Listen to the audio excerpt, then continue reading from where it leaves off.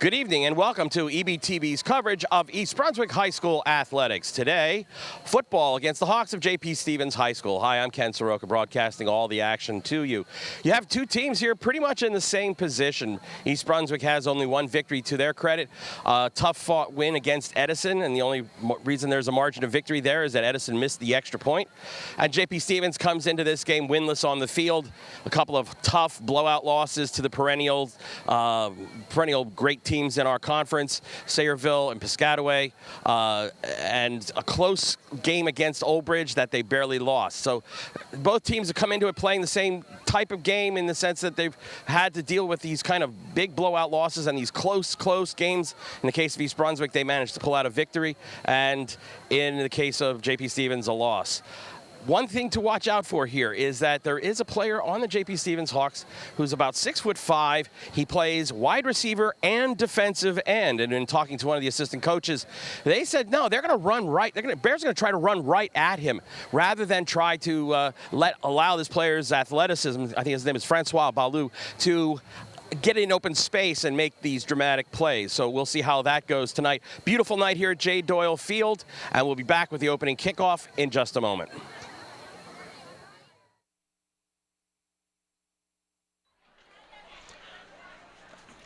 And we are back and waiting the captains to meet at midfield. Referee Phil Gary we have him mic'd up for the night so we can hear him explaining the procedures here at the toss of the coin as well as any penalty calls. So let's turn it over to referee Phil Gary. Guys, shake hands. This evening's referees are assigned by the NJSIAA governing body. You're going to do the calling? Okay. It's a head. That's a tails, all right? Call it in the air. If I drop it, we'll do it again. Okay? Tails. Tails. That's a head. Green won the toss. We'd like to defer. Green won the toss. They're deferring to the second half. You guys want the ball, correct? You want the ball. Put the back to the goal you want to defend. We like the scoreboard, sir. Okay, there you go. You come over here. You would never get the ball either half, so. Guys, shake hands. That was rather amusing when you think about the fact that the Bears won the toss and will defer to the second half, and that means that J.P. Stevens gets the choice for the first half, and if they were going to elect to kick, then basically we get the ball for both halves, and they would never get a ball on an opening kickoff. So a little bit of an explanation there. Not as bad as a few years ago where the coach of, I don't want to say the Chicago Bears, the Detroit Lions, selected to kick off in overtime and never saw the ball again. Bob Molars in his, I believe, second year here coaching East Brunswick.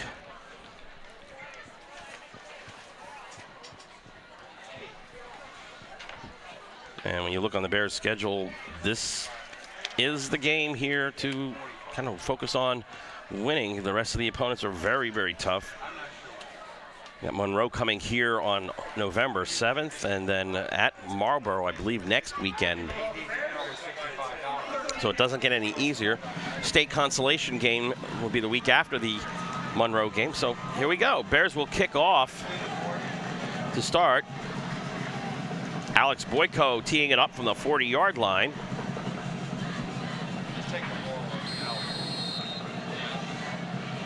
And we are underway at J. Doyle Field. A little squibber, a bouncer. Picked up and breaking right through. And on the opening play, one man to beat. And picking it up and going in for a 65, 75-yard touchdown on the opening play.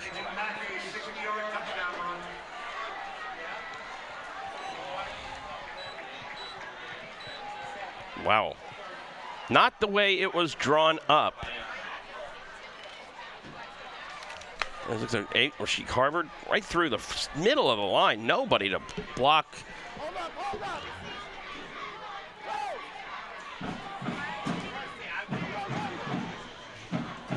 And 12 seconds into the game, J.P. Stevens on the board. The extra point. all important here, as we certainly know from the Edison game. And it's blocked. So a positive play there, cutting through there. Looked like for the Bears,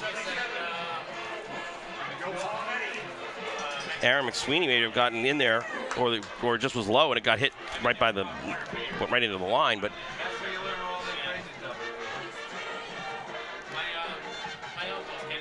so right off the back here, craziness here at J. Doyle Field. Beautiful night outside, not a breeze blowing at all. Temperatures probably right now hovering around 65, 60 degrees in that range. So conditions are not going to be a factor here. And we look at the Bears here, dropping back in to receive this kick as we look at the TV here at the JP Stevens. Stevens in the white uniforms, all white with green numerals and trim. The Bears in all green with the pink socks in honor of Breast Cancer Awareness Month.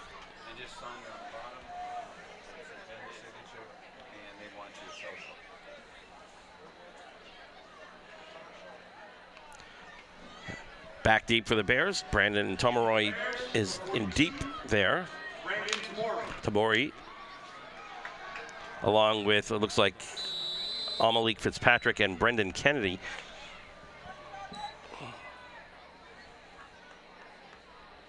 And the squib kick here, the battle of the squib kicks. But this time, JP Stevens wraps up. Picking that up on the fly was Nick Martino.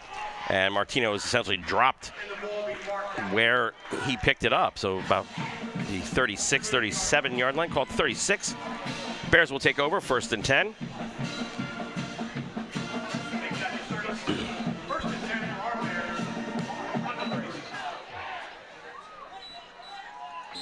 Starting at quarterback, senior Kevin Hemmings, number 3.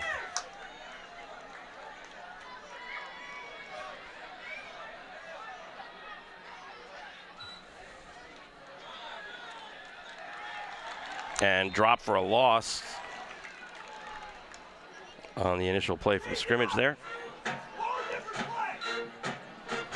Looked like Sam Walker.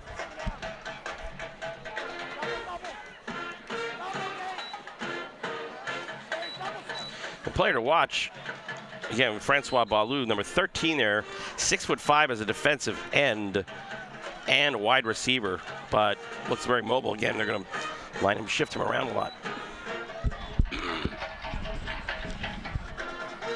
The pitch.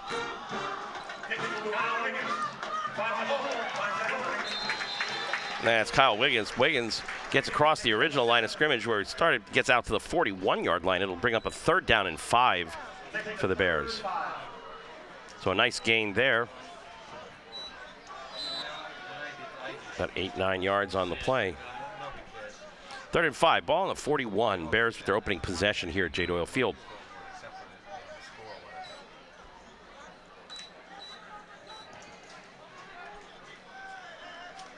Aiden Werder, 14, and number 80, Sean O'Sullivan. Now Werder in motion. Hemmings back to pass. Gets around one, tries to split through. Manages to break a tackle, comes in across midfield, picks up the 1st down, and is dropped at the 43-yard line. Pickup of 16 yards on the play for Hemmings.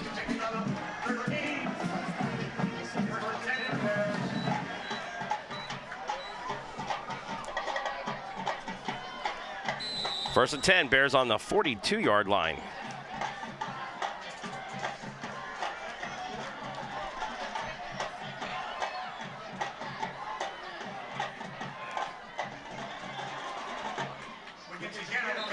Wiggins will bring the ball across the 40, gets to about the 39-yard line. Oh no, they're actually going to say he stopped earlier, so he didn't even get to the 40-yard line. Not much of a gain there, 2nd and 8.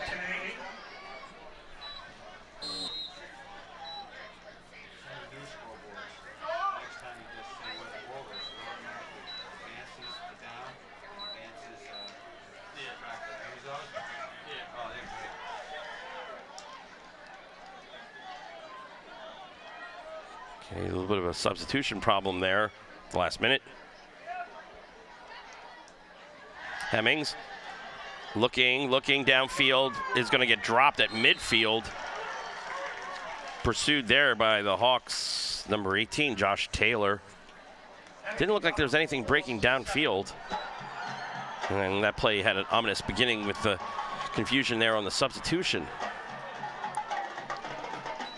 So now we're talking about 3rd and a country mile here, 3rd and 18. Bears gotta get to the 32-yard line.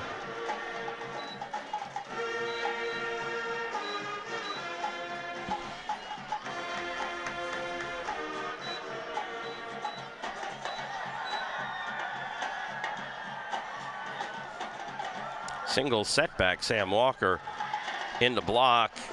Hemmings flushed out. Gonna fire it downfield, looking for Aiden Werder at the sideline, but the throw is out of bounds and will bring up 4th down, and the Bears drive stalls.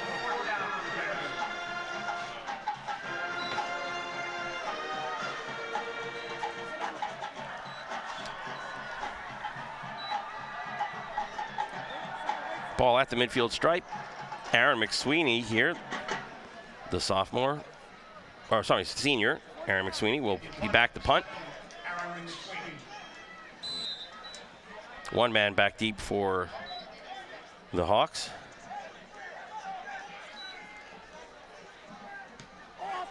Nice punt, high, end over end.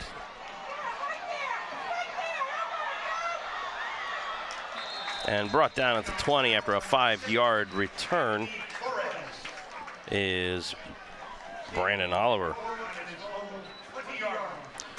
And the Hawks will take over 1st and 10 at their 20-yard line. This game is going to be rebroadcast a couple of times here on EBTV. It will be rebroadcast on Sunday, the 19th of October at 8 p.m. and Thursday at the 23rd of October at also 8 p.m. And if you can't catch it live, it's available on demand. Go to ebtv.org and select the on-demand menu and find all the sports as well as community programming on demand on ebtv.org. Inside handoff from Luke Jacoby to Christopher Chukwaniki. Gain of a couple.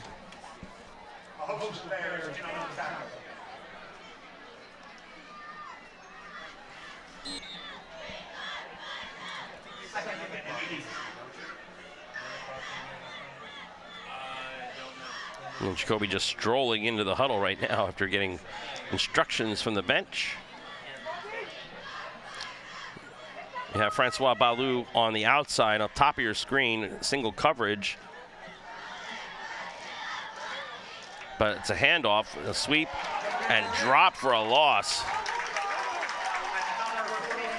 Joe Chetta dropping the Hawks back for a loss. And it'll bring up 3rd down and 11. Bears defense so far holding on running plays. Again, Jacoby getting instructions on the bench and then running into call the play in the huddle.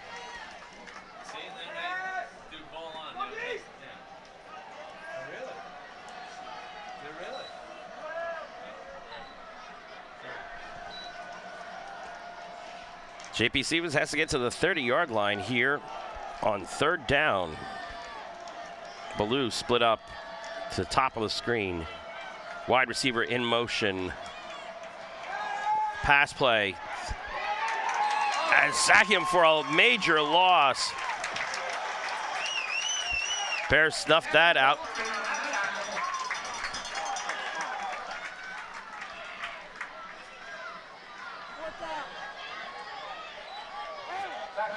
And as the play developed, coverage downfield emerged. 3 people went back as Balou was the only receiver really in the pattern here. Now, dangerous punt here for JP Stevens out of their own end zone here on 4th down. Bears should get excellent field position from this. Line drive punt. Takes a bounce, picked up on the bounce. And picking that up on the bounce is Brandon Tamori. And the Bears will start in excellent field position inside the 35 at the 33-yard line. So the defense comes through big. Now it's time for the offense here as the Bears trail 6-0, 5:48 left to go in the first quarter.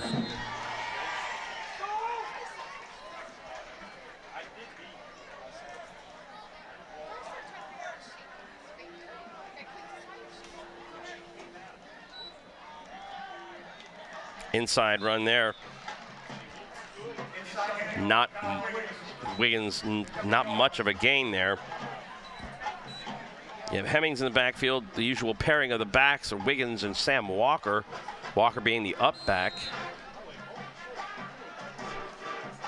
Gain of 1. 2nd and 9.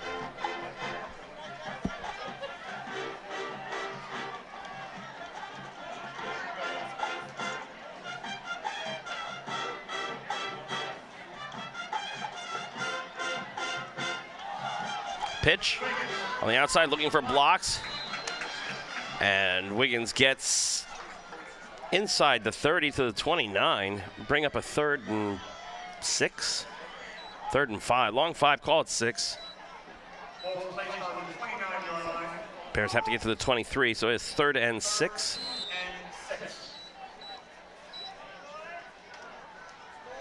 And I guess here you're in 2 down territory. A field goal would be of 40-plus yards, so no point here. Bears split out wide receivers, top and bottom of the screen. O'Sullivan and Werder to the top. But Hemmings will keep it. Bounces off and keeps his balance long enough to get close. Where are they going to mark him? They're going to put him down at the 25. So it's going to be a 4th down and 2. And again, this would be almost a 42-yard field goal, so this is not really an option here, as the Bears will go for it on 4th down.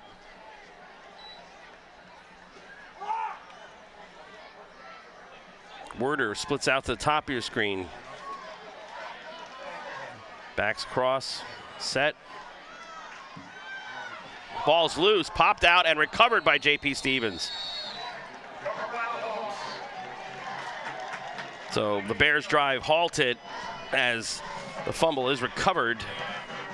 If the Bears would have been able to jump on that ball, they would have been able to get the first down, but first turnover of the game.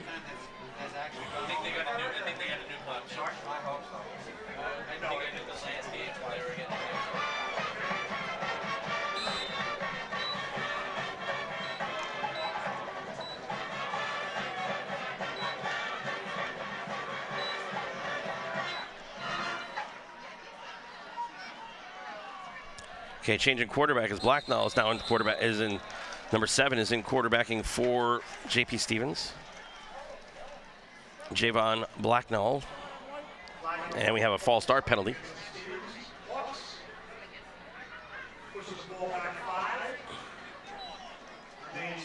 That one was pretty easy. We didn't go down on the field for an explanation on that one, as you saw a couple members of the JP Stevens offensive line move before the snap, so that's a 5-yard penalty.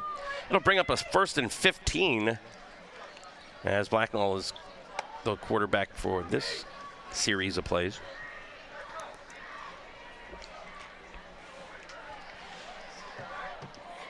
Ballou splits down to the lower part of your screen, 3 wide receivers at the top.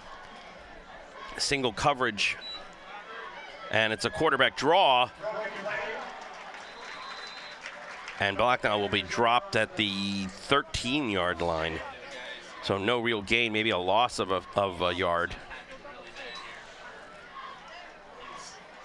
It looked like he was going to go back to pass and then took off. Maybe a design draw there, but with that spread setup,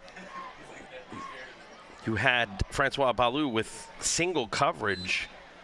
And Ballou is 6'5", and I don't think there's any secondary member of the East Brunswick Bears who is 6 foot.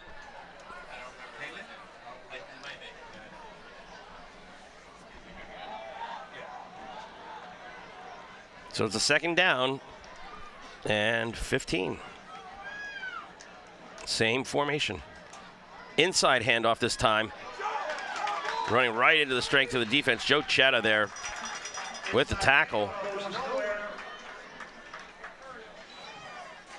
Again, you would think that with the kind of mismatch advantage that Stevens has, unless Blacknell's just not a good passer, but with a 3rd and 14, that kind of equation here has to be worked out now.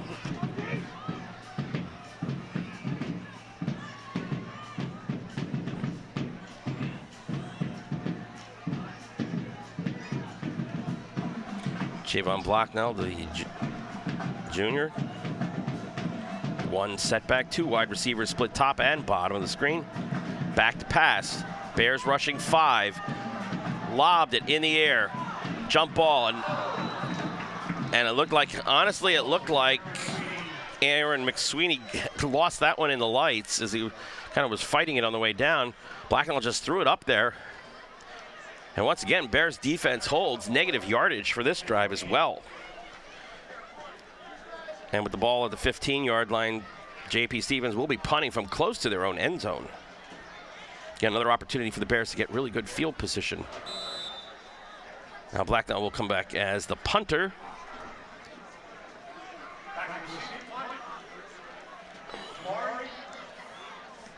And this one's heading toward the out-of-bounds marker.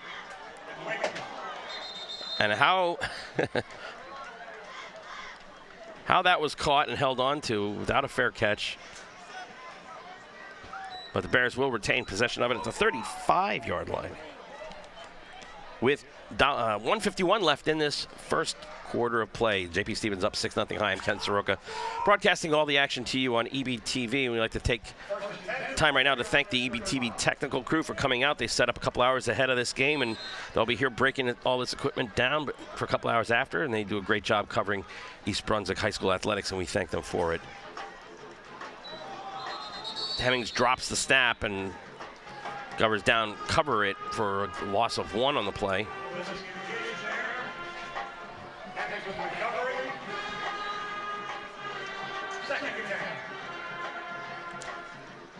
Second down on 11. Werder will split out to the top of the screen. Derek Cho to the bottom of the screen. Hemmings with a quick hitter looking for Cho. Passes behind him.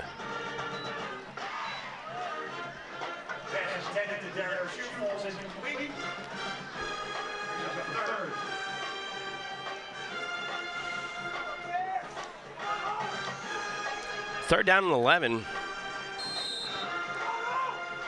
Bears have only 1 first down. That came on a long scrambles keeper play by Hemmings himself.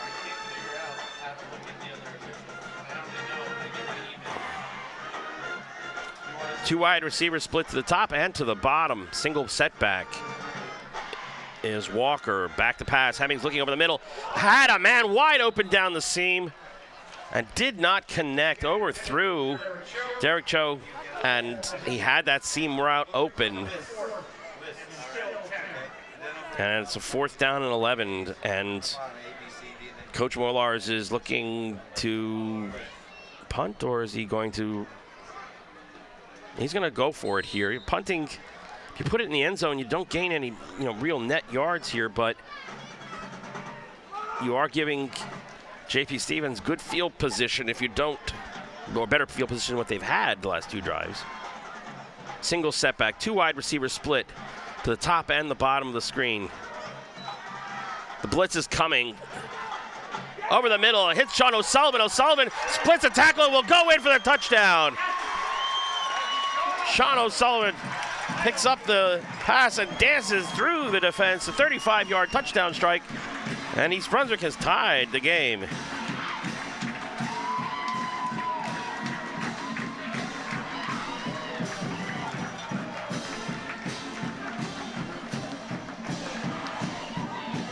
And the all-important extra point here, Alex Boyko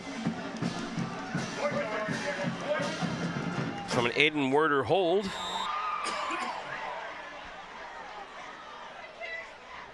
And that kick is blocked. Looked like that did not get up high enough at all. Boyko might have rushed it a little bit, but it's tied now at 6.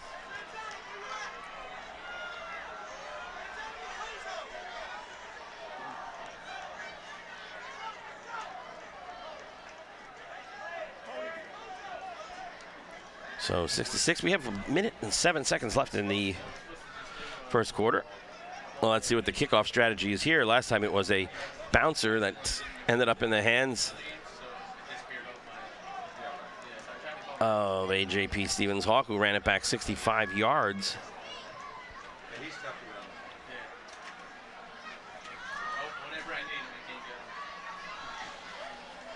So as we look at the other fall varsity sports here, get some notes and news here from that. We have the girls soccer,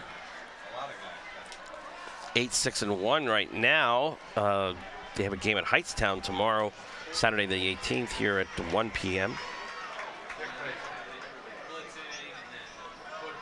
Boys soccer also playing at Hightstown High tomorrow at 3 p.m.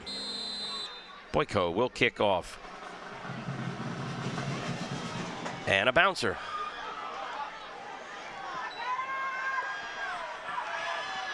A little bit better success there as the returner, Carly Sutton, is dropped at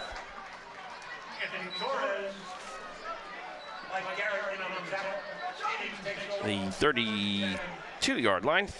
It'll be 1st and 10.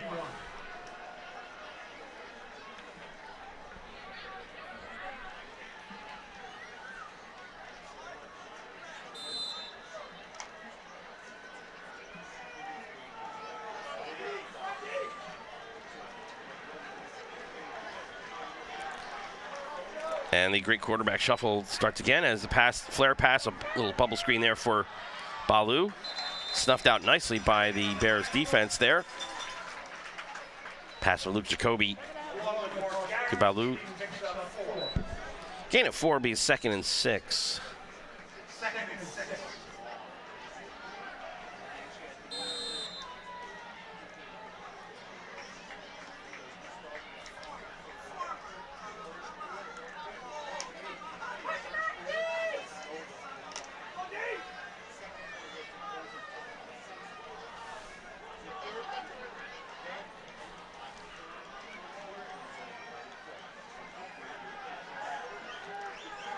The handoff as he's coming right across, and 2 Bears snuffed that out.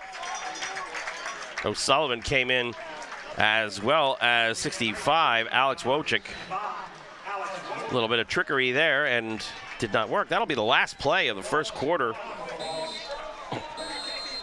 With the score, Bears 6, JP Stevens 6.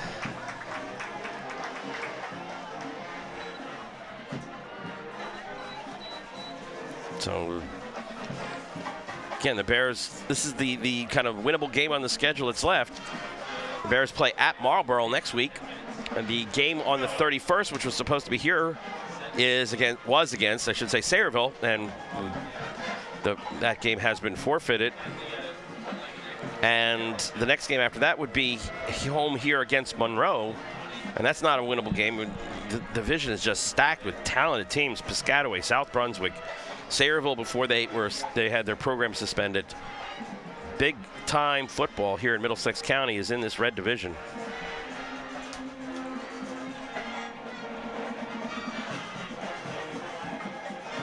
So this is the last possible. I mean, all games are winnable, but I mean, this, looking at reasonably, this is the second game on the schedule that you could have won. Couple tough, really hard losses to South Brunswick, Piscataway, and a surprising heavy loss to North Brunswick. North Brunswick was a team that you look on the schedule again, you're thinking maybe you can beat. So, but a victory, a hard-fought victory against Edison, and now here against JP Stevens. Jacoby looking back to pass, finds Baloo, but the Bears stand him up short of the first down. Good wrap up there as Baloo is wrapped up at the 39-yard line, and that's going to bring up a 4th down. And the punt team will come on for JP Stevens.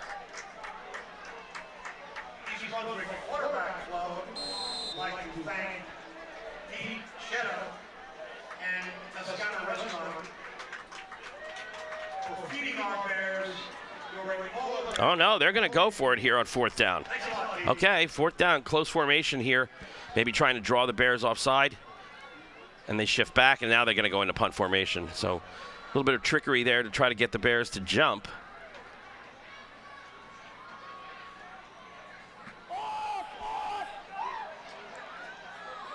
A fair catch call for, and Aaron McSweeney will haul that in at the 31-yard line. And Bears will take over there, 1st and 10.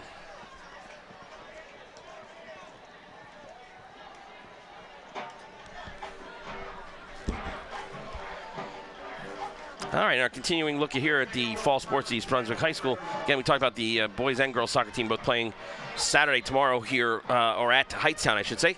This boys soccer team 10-4-1 right now.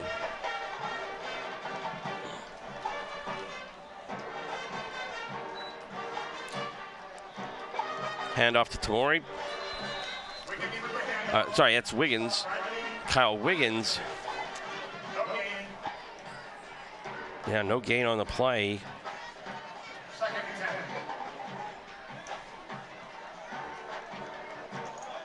Hemmings, senior quarterback.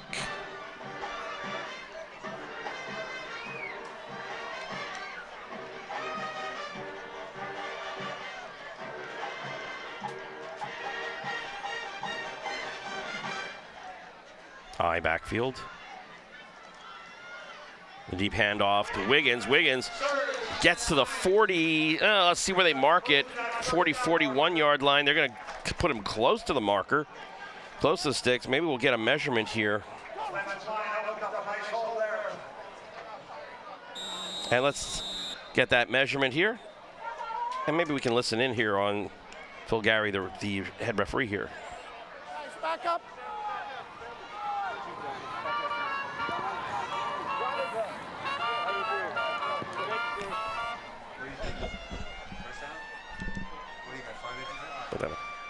Does not look like, we'll see where the measurement is.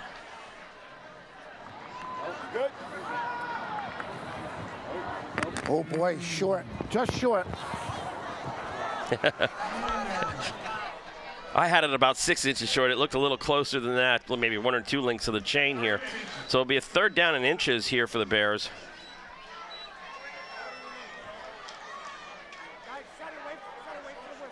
Okay, yeah, because they have to reset here. Chain gang has to go back out to the other side there and get set up.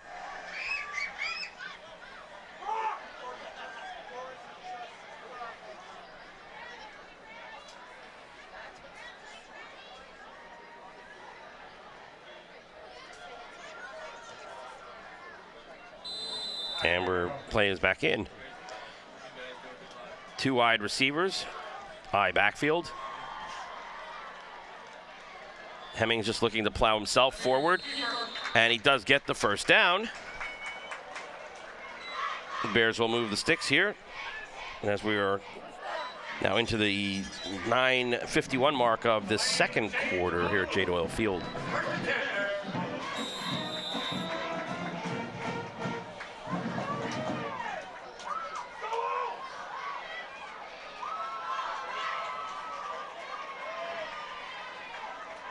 Two wide receivers to the bottom of the screen.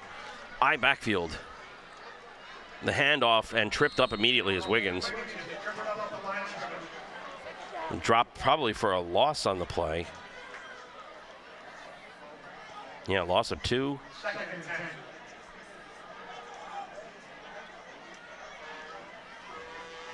Or 11, we get 2nd and 11.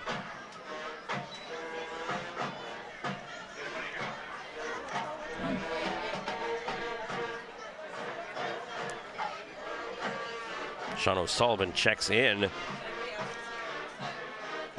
Mark Garrett checks out. O'Sullivan at the top of the screen in the slot. And no look pass and no communication there. Werder went downfield, and Hemmings was looking for more of a quick opener.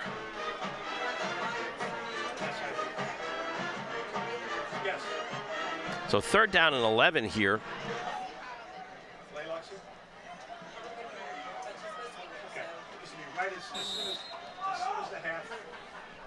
Will the Bears go with a passing game? Looks like they're going to go 4 wide receivers. 1 back in the backfield for protection. Rushing over the middle. And that was the play that sprung O'Sullivan, but this time coming across the middle was Gino Samprieto, but well covered on the play, and the ball was overthrown. So that'll bring up a 4th down. Bears will go in punt formation. Aaron McSweeney will do the honors there. Dropping back for JP Stevens to receive the punt is Christopher Chukwiniki.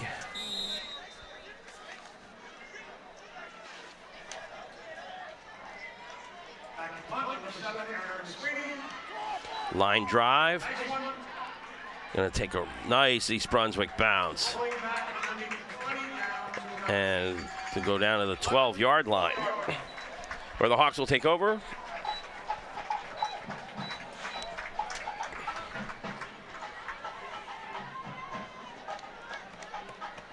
Again, this game is going to be rebroadcast a couple of times. It'll be on Sunday night, the 19th at 8 p.m. and also on Thursday evening at 8 p.m. on EBTV, channel 26 now on your cable. And on demand at ebtv.org.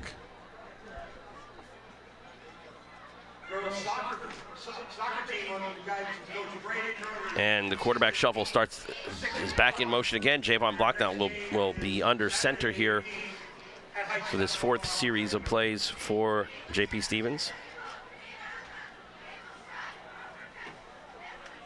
Baloo to the bottom of the screen. Blackdown being chased, fumbles the ball. And what do we have here? And the Bears have it probably around the 1-yard line or the goal line area. The ball was bouncing actually probably inside the goal area there, the end zone, but the Bears will pick it up at the 1-yard line as pursuing Sam Walker pursuing, and I don't know if he was the one who knocked it out, but that ball came out and it bounced around and recovered by the Bears. And not just a costly turnover in any sense, but the ball here is now on the 1-yard line. On the 1-yard line for the Bears. Hemmings will just probably keep it here. No, he's going to hand it off. And a touchdown for the Bears on the handoff.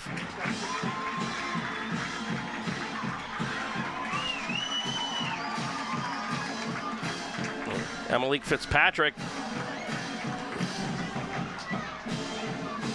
with the touchdown on a 1-yard run. Now the all-important extra point again. And it's good. Bears up 13-6. So the start of the game right now, the East Brunswick defense, 2 of the drives negative yardage, 1 minimal yardage, and now a turnover on the 4th JP Stevens possession of this first half. And a 1-play, 1-yard plunge, and the Bears are up 13-6.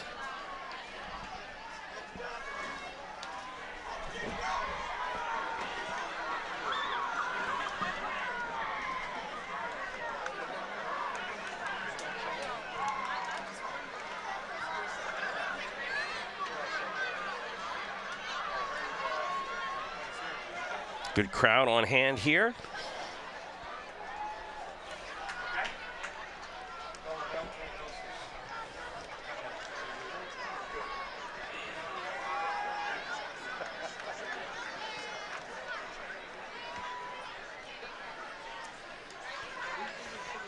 Boyko will tee it off from the 40-yard line.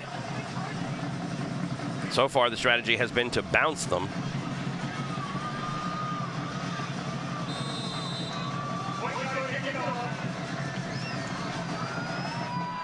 And that strategy holds true again.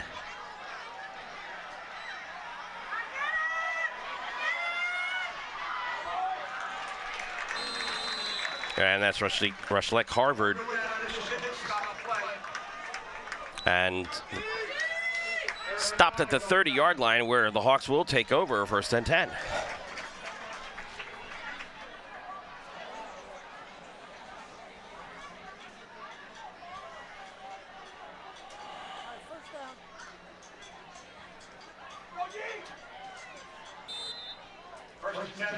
Jacoby, number 11, back in at quarterback as the carousel continues.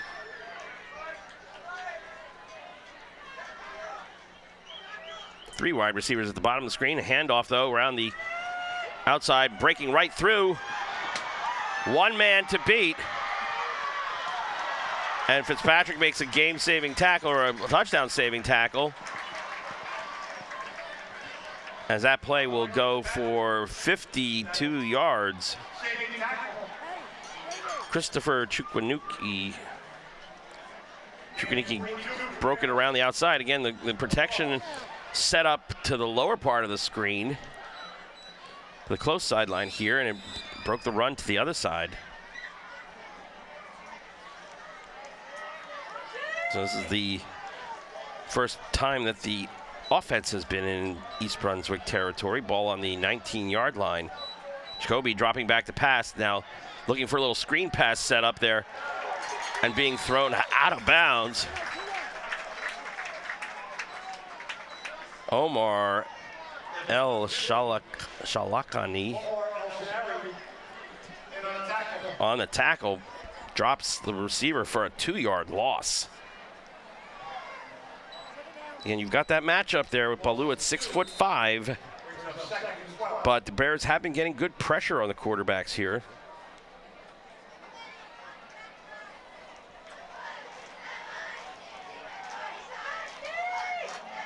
Three wide receivers to the bottom of the screen, Baloo to the top of the screen.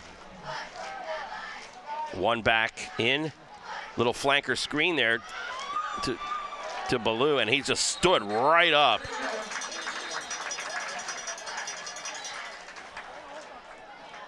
Again, I just can't see that as a play. You've got the size mismatch. Throw the ball up. If you throw it out there in the flat, you give a chance for the defense to swarm. The Bears' defense has been magnificent at swarming to the ball tonight. 3rd down and 12. Again, we're probably in 2 down territory because this would be about a 38-yard field goal right now. And we're going to get a timeout here by JP Stevens with 7:13 remaining in the first half.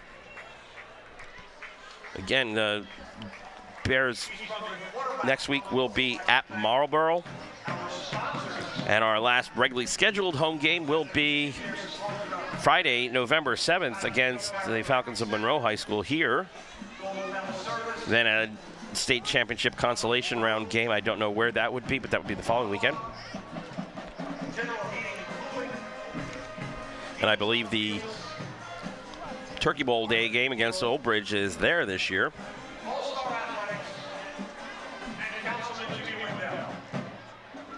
Thank you once again from the quarterback club for supporting our Bears football. So Brian Holt, the head coach, looking at his troops. Bob Mollar's the Bears head coach. Both teams looking to build, for JP Stevens, building on a tough loss against Old Bridge. The Bears looking to rebound from a tough loss against South Brunswick.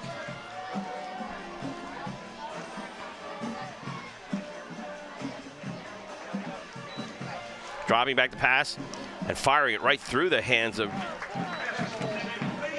Chukwaniki. Jacoby, and that'll bring up 4th and 12. And again, this is no place to be tempting a field goal here, 38-yard field goal. So the Hawks are going to go for it here.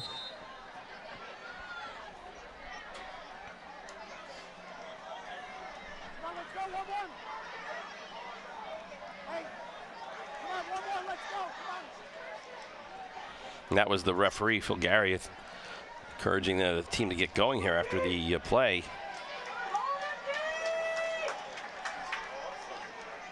Two wide receivers, top two wide receivers to the bottom of the screen. One back in. Jacoby drops back, has time, finds his man, but he comes up, looks like it's going to be short. Yes, short of the first down, dropped at the 12-yard line. They had to get inside the 10 and did not do it. Bears hold on downs.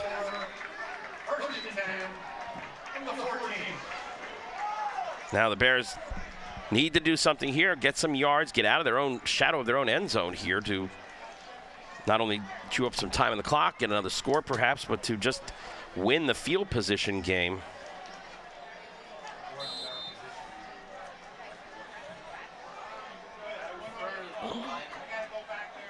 Two wide receivers split to the bottom of the screen, two backs in an I formation.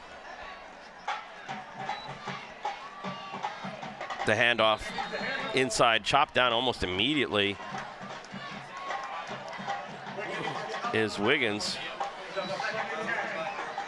No gain on the play.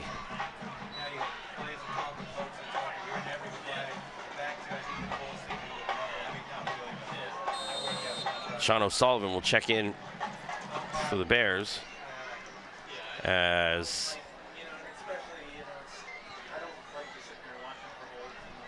checking out his, I think that's Garrett.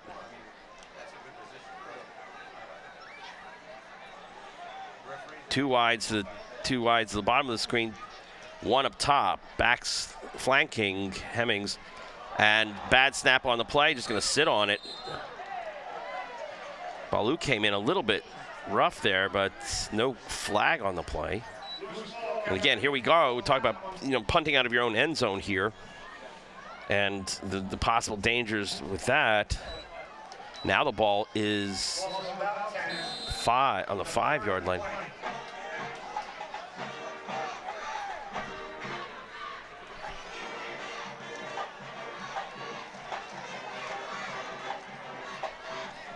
Looks like the ball just across the, looks like the 3-yard line. Got to get all the way out to the 24.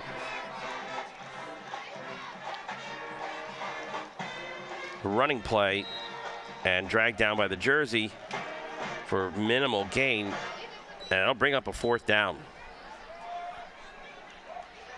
And McSweeney will punt.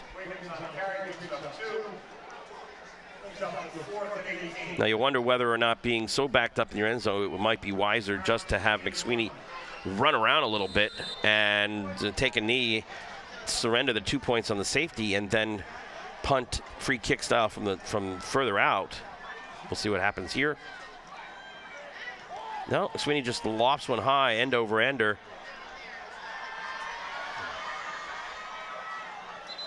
And returning it for the Hawks, Brandon Oliver gets it to about the 20-yard line.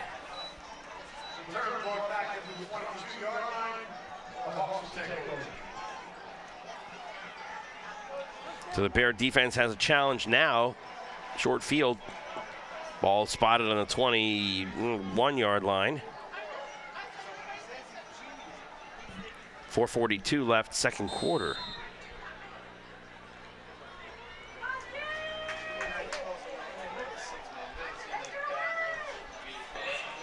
Black now in at quarterback, number 7.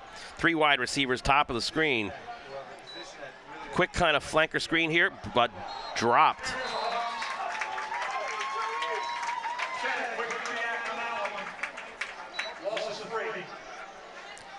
Incomplete pass, 2nd and 10.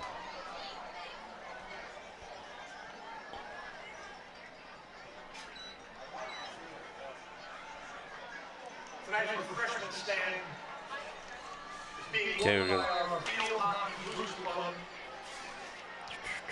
and we look at the fall sports schedule. Again, girls tennis. And we had some little issues here because the tennis courts are being remodeled, redone, rebuilt, and all away matches. They're 11 and 6 so far in the fall. Again, same setup. 3 wide receivers to the top of the screen, 1 back in. Black now on the keeper. And the Bear defense gives them a minimal gain. Could have been even worse, a loss.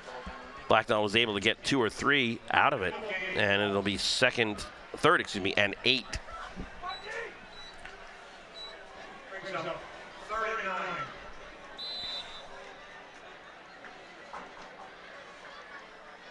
Okay, and again, JP Stevens not really using that size advantage for the wide receivers. They're content to throw those quick flanker screens or bubble screens and just not going downfield with it. The one time they did, it was almost an interception. It was like a jump ball. 2 wide receivers top, 2 wide receivers bottom, 1 back in the block. Again, screen pass on the outside, and then same result. Joe Chetto chasing down the wide out there, and it'll bring up a 4th down, and 4th down and 11. Bears again in a situation here they can hold. Keep everything in front of them.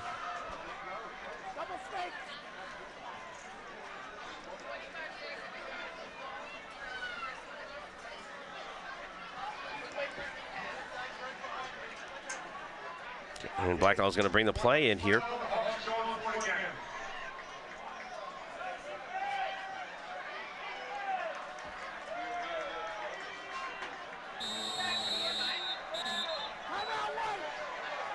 And timeout, JP Stevens. They didn't like what they saw, or it's kind of miscommunications on the play, and they're going to go back in and huddle it again. 2:54 left. Bears field hockey team, currently 7-8-2. They have their GMC tournament beginning next Tuesday. Good luck to Coach Tortoroff and the team.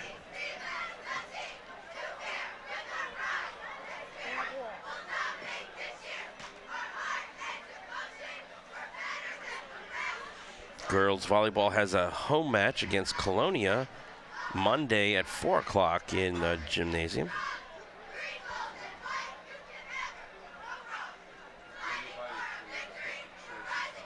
Boys cross country, 5-3. Girls cross country, 3-2.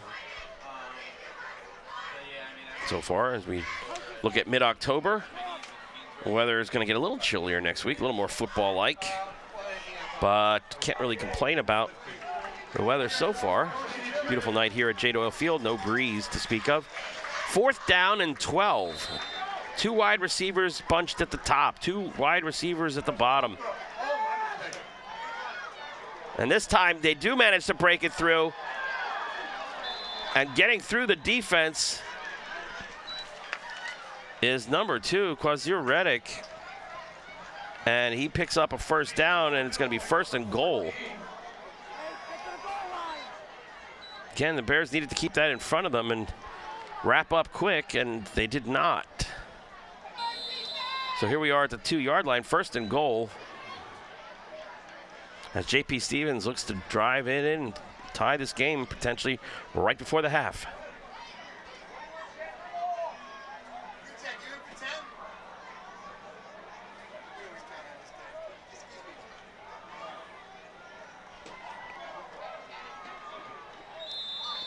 And Chukwunike does not get it, gets down about the 1.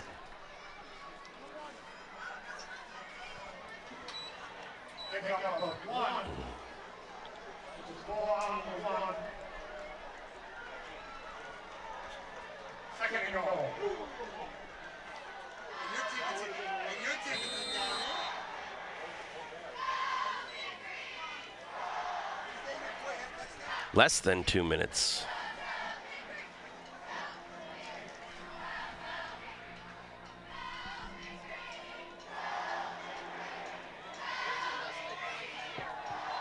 Blacknall under center.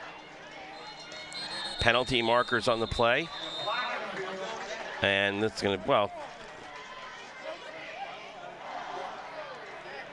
some kind of offense neutral zone for infraction. Move it to the half-yard line.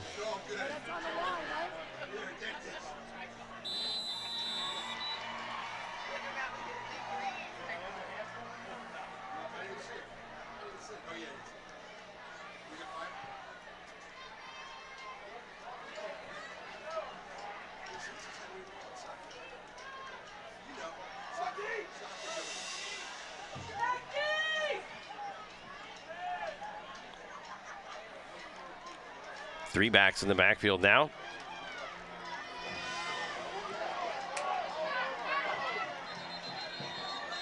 And a touchdown is scored here, as the official closest here said that Blacknall did kind of lean in at the last minute and find the end zone. So a 1-yard touchdown run by Javon Blacknall.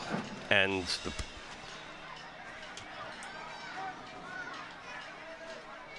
that all-important extra points coming here, potentially off the foot of, well, we don't have that number. So the unknown kicker. Aaron McSweeney comes right in and almost steals it off the toe. A little bit of a problem on the snap there, as Blacknall had a hard time coming up with it. So 2 missed extra points for JP Stevens, 1 for the Bears, and that's our difference right now, 13-12.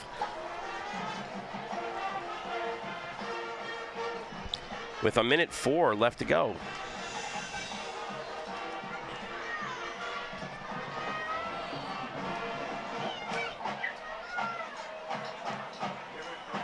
Well, good return here. And it could set up a potential scoring drive.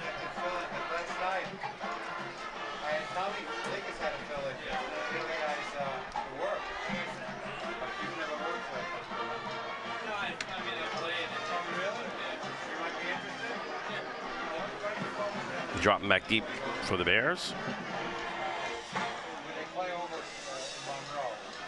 Wiggins on one side, Fitzpatrick on the other, with it looks like Tomori in the middle.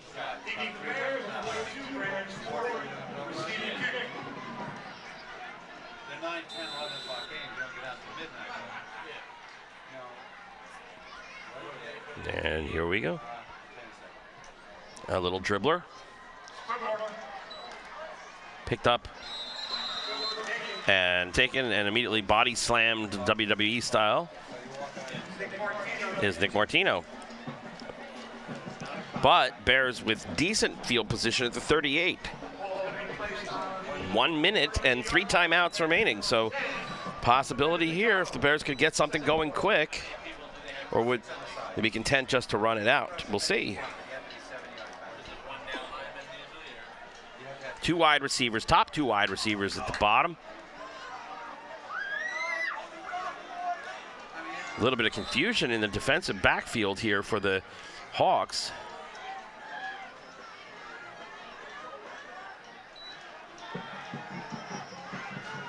Hemmings throws it up. And O'Sullivan makes the catch and goes out of bounds. A little jump ball action there, but O'Sullivan turned back to come and get it. And Bears have the ball in the 47. I mean, Hemmings threw it up. Hemmings was being pressured, and that pressure meant single coverage on the wide receivers. Yeah. And with that play taking only about 6 seconds and no timeouts expended, the clock stopped on the out of bounds. Again, 2 wideouts, top and bottom. Over the middle. Oh, and he had Sean O'Sullivan. A little short, though. O'Sullivan comes up a little bit limping here. As, again, O'Sullivan's finding that seam just inside the hash marks. Yeah, O'Sullivan's going to come off here. It looks like turf toe or kind of rolled on his ankle a little bit.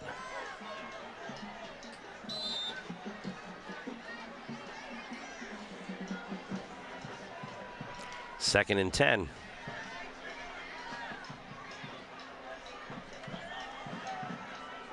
Three wide receivers now at the top. Hemmings gonna roll, throw across his body. Has Aiden Werder. Werder goes out at the 30. First down. Pressure came from the left side of the defensive line, but Hemmings rolled right. Or rolled left, his left, rolled down to the wide side of the field and threw across his body and found Werder, who goes out of bounds at the 32-yard line for another Bears first down.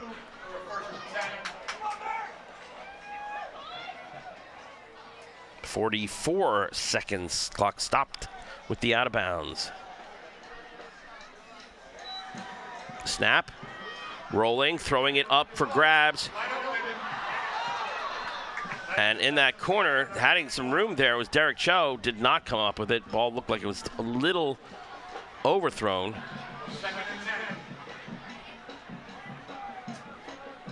Now the defensive setbacks for the Hawks aren't that big either, so it's, you know, those jump ball situations, O'Sullivan's probably taller than most of them, but he's right now kind of hobbling a little bit around on the sidelines. His helmet's off, so he's not coming back in anytime soon.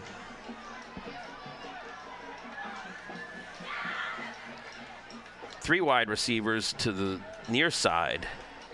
Hemmings drops back, screen pass setup, and well, setup was, so we say, a bit of a misnomer there as that broke down real quick. 3rd down and 10, 32 seconds left. So plenty of time here to at least get into field goal range. I don't know what Alex Boyko's field goal range would be, but you'd think maybe you can get it to at least a 15, or you could try it.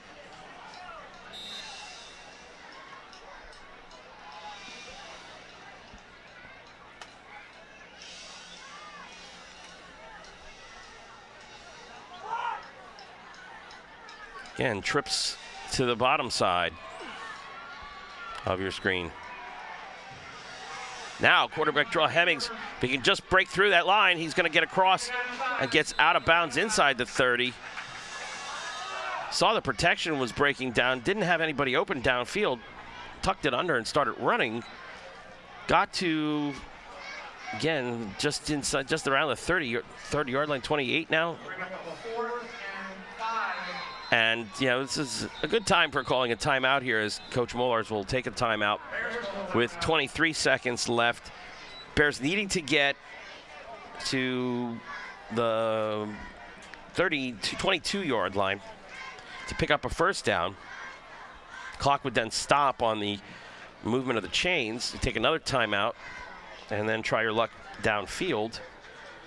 But you figure high school kickers, 35 to 40 is probably the longest.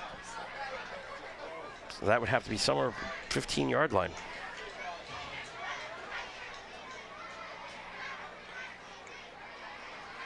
So it's an opportunity here for the Bears to punch it in, expand this lead, take that momentum into halftime, where they will get the ball second half to start. So the Big Mo momentum here can really work in favor of the Bears if they can come up with something productive here. And you look at the scoreboard, 22.8 seconds remaining. This drive started with 1 minute on the clock. So the Bears have moved about 35, 40 yards. Okay, looks like JP is going to bring the house here and pressure.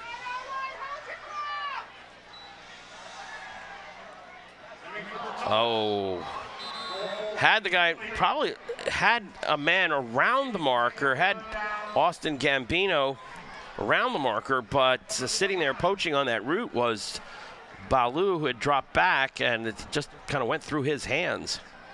But anyway, it's a turnover on downs. And with 18 seconds left, we'll see if JP Stevens just decides to sit on it, not risk anything dramatic here. Jacoby will come in at quarterback, number 11.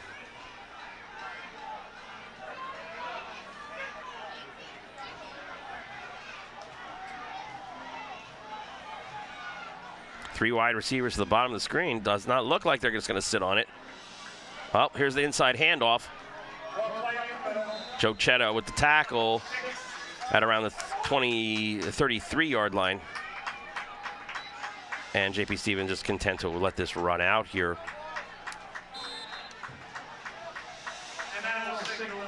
And that is the end of the first half. Our score, East Brunswick 13, JP Stevens 12. The difference being East Brunswick missed 1 extra point and JP Stevens missed 2. And we'll be back with the second half in just a moment.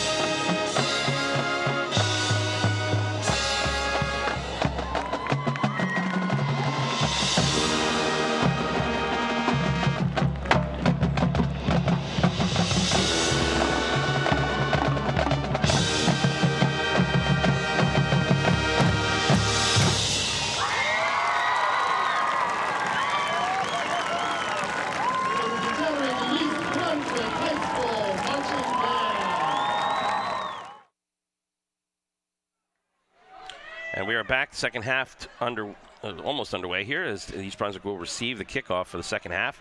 Bears in the all green with white numerals. 13-12 our score. Bears up by virtue of 2 blocked extra points for the JP Stevens Hawks versus 1 blocked extra point for us, or against us. Kickoff and a bouncer again, this time caught on a line drive by, and going backwards unfortunately, was Nick Martino. It's a third kickoff at least that Martino's handled as he tried to squib it through. In case you missed it, the opening kickoff was returned 65 yards for a touchdown by JP Stevens, Rasheek Harvard. And the Bears benefited by a fumble on the 1-yard line by the Hawks and punched it in immediately after. Hemmings a quarterback. Walker and Wiggins in the backfield, hand off to Wiggins. Finds some room, gets through it, he's gonna go! He's gonna go, 1 man to beat. 1 man to beat.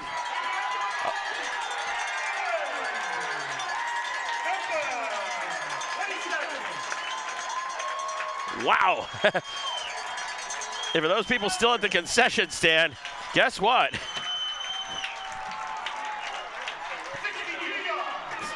That went about 70 yards.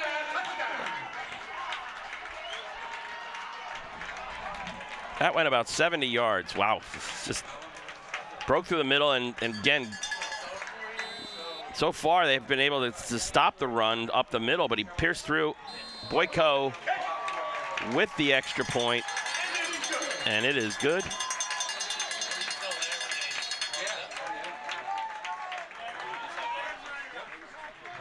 Wow. So Wiggins with a 70-yard run.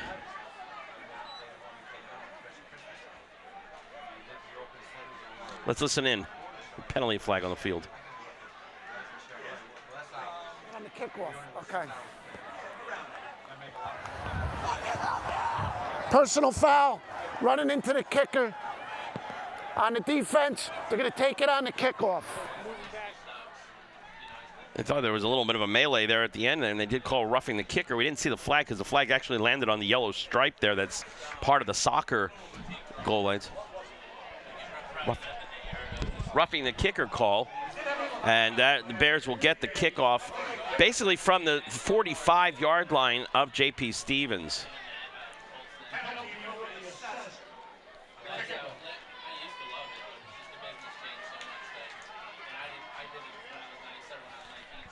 So hold on to your hats, folks. This one's going to be an interesting game here as both teams with big plays right off the top.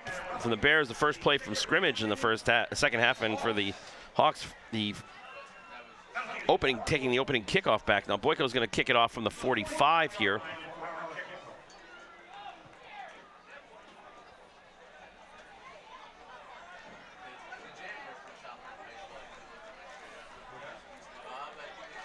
So what do you do here? Do you squib it? Do you try to put it deep into the end zone? We'll see as Alex Boyko will tee it off from the JP Stevens 45-yard line. Kind of a squib kick. Squib kick. Onside kick, and it was touched and went through the hands of the JP Stevens player and is picked up on the 30-yard line, so it did go the requisite 10 yards to be a live ball.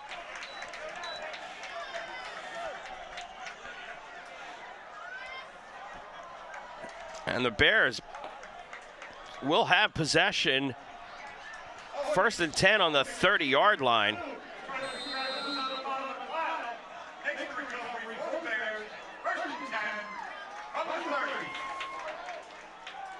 Hemmings under center, Walker the up back, Wiggins behind. The handoff deep to Wiggins, this time stuffed. 3 JP Stevens Hawks on the tackle.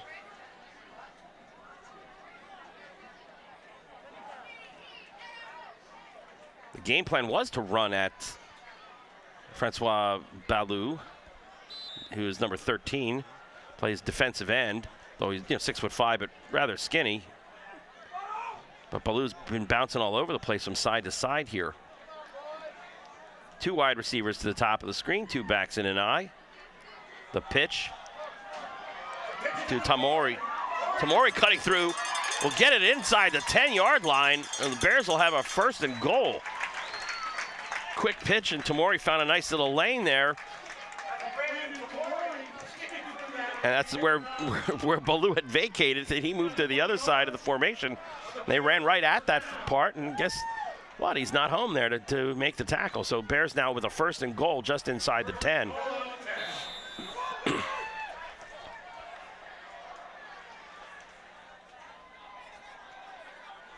Walker, the upback. Wiggins, the tailback.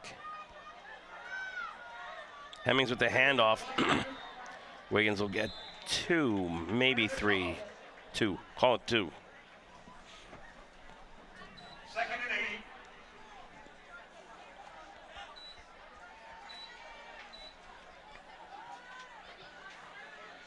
8. Bears looking to extend their 20-12 lead here early in the 3rd quarter.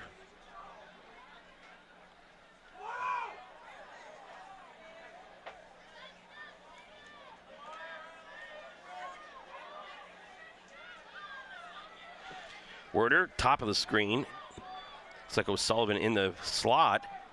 Tamori is the deep back. The pitch to Tamori, getting some blocking. He's trying to push his way through. Will get inside the 5, maybe down to the 4. Be a 3rd down. Probably 4 down territory here. 3rd and goal just inside the 5 at the 4.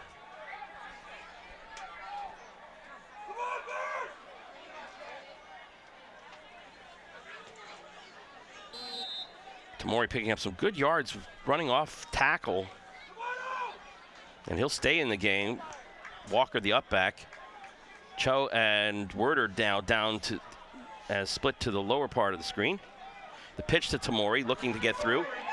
Bouncing it, stopped for no gain. A little bit of roughhousing there. And a 4th down as basically Tamori was stuffed on the line there. Couldn't find that little seam. But we're going to bring the kicking team on here. Coach Bob Mollard's going to opt for field goal, I guess, because that play gained nothing. If we were to gain a couple, maybe you try it from the 2. But here the opportunity to make this definitely a 2-score game if the Bears could convert this field goal. Aiden Werder with the hold. Alex Boyko will tee it up from around the 11-yard line. So essentially a big extra point. And it is good. So Boyko with the field goal from 21, making it 23-12, 11-point game here. And again, if you're Coach Mollard, you're thinking, an 8-point lead is only a touchdown and a 2-point convert from being tied. So the field goal puts you up 11, and maybe it forces JP Stevens to be a little more aggressive with their offensive play calling. So incredible string of events here in the 2nd half. The opening kickoff goes for a couple of yard loss. First handoff runs 70 yards for a touchdown. There's a roughing the kicker penalty on the extra point, which puts the ball at the 45. Boyko then onside kicks, and the Bears recover on the 30 and drive it down into range so that they can pick up a field goal. All that in the first 3 minutes and 33 seconds of this 3rd quarter.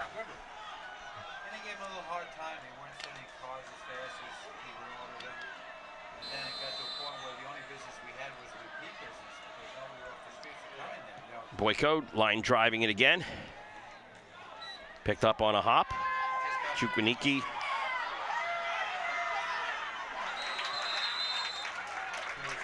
tackled there by Mike Contreras, but good field position as Chukwaniki brings it out to the 45-yard line.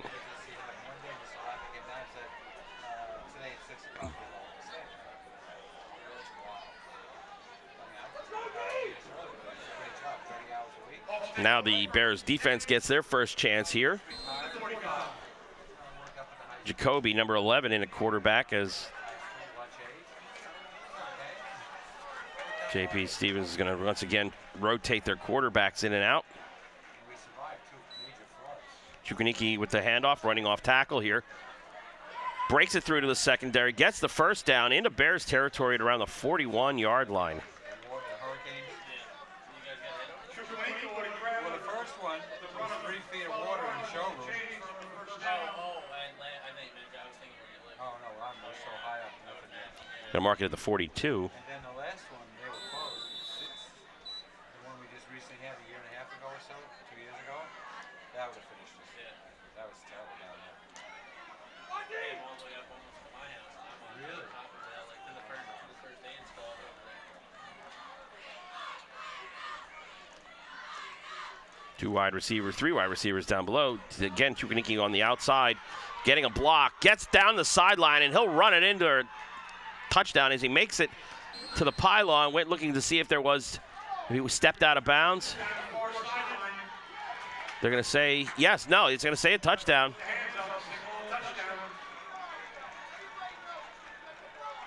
So Chukwuneke with a 42-yard touchdown run, as the Bears defense there not able to run. They were able to cover passes on those flanker screens, but when it comes to running, they're not seem to be getting over to cut off that outside. So we've had 2 touchdowns and a field goal scored in the first 4 minutes of the game, of the third quarter.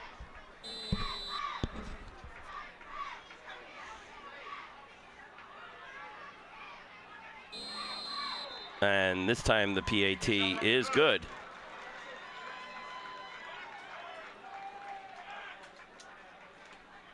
Score now sits at Bears 23, Hawks 19. And again, this is an exciting game to be bringing it to you on EBTV. This game will be rebroadcast on Sunday, October 19th, 8 p.m. and Thursday the 23rd at 8 p.m. It's also on demand, streaming on demand at ebtv.org. Access all the programs EBTV does, not just the sports here at East Brunswick High School, but the community programs as well on the on-demand menu. The wonders of the internet. I'd like to, again, thank the EBTV technical crew for coming out here, setting up and bringing to you East Brunswick High School sports, all 3 seasons, fall, winter, and spring. He bought the building, he leases across the street to the detailer. And the other building is Tamori is back deep. Fitzpatrick and Wiggins are the up men here.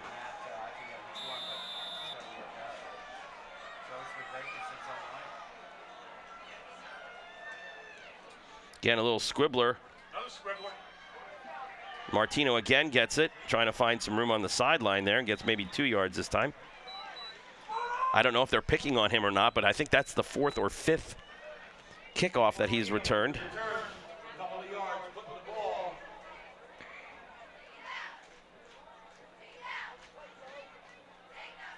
All right, the Bears back on offense here for the second time.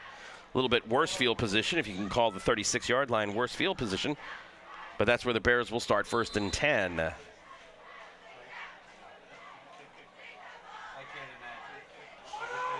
Wiggins, Walker in the backfield. Walker the up man. Werder split out to the lower part of the screen. The handoff. Wiggins turns around right tackle, looking to break it through. Gets 3 yards, maybe 4. We'll see where the spot is. East Brunswick needs to reclaim that momentum back. A good scoring drive here will do that, as the Hawks scored very quickly.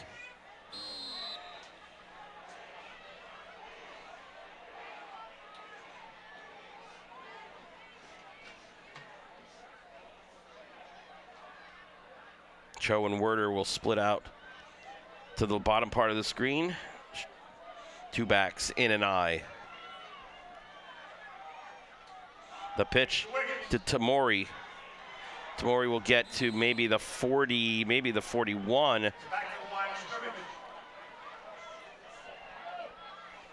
That side they don't seem to be having as much luck with running over as opposed to the left side of the line where Tamori broke off a nice run on the last Bears drive.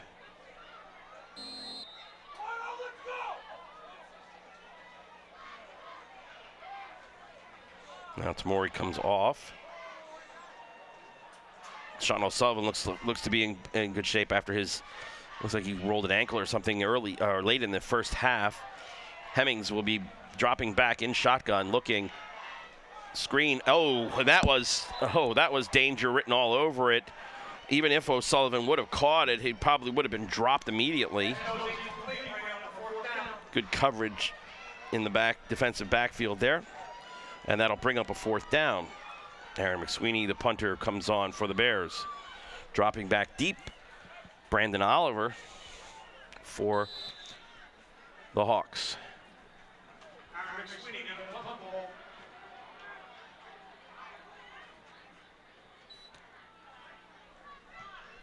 High, booming kick. Oliver, no fair catch, he's gonna take it. And he's gonna get dropped immediately at the 20.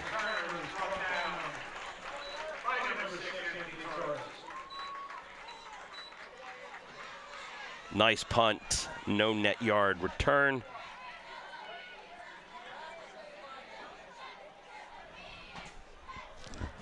And JP Stevens will take over on their own 20, trailing the Bears 23-19, third quarter. Javon Blacknall in at quarterback. Oliver splits out the top of the screen. Baloo splits to the bottom of the screen. Single setback. Handoff inside and going nowhere and losing 4 yards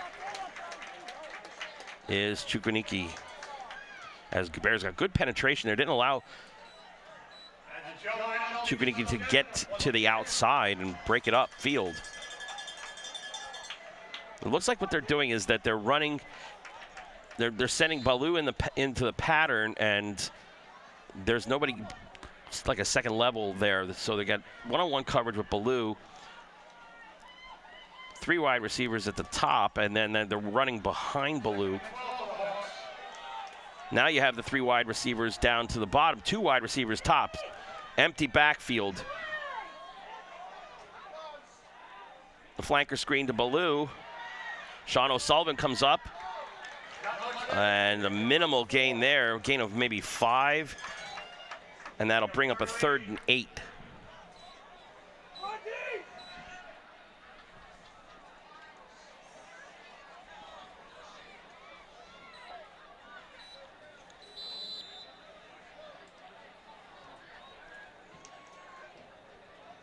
Third down and 8. Bears could get really good field position out of this if they can hold them here.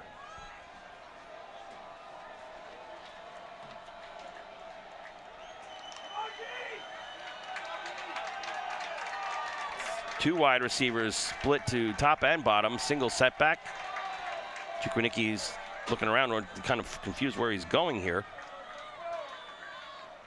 Blacknall looking over the middle, has a man, and does have the first down as that pass is complete to DeAndre Perkins, who found that seam and sat down in it.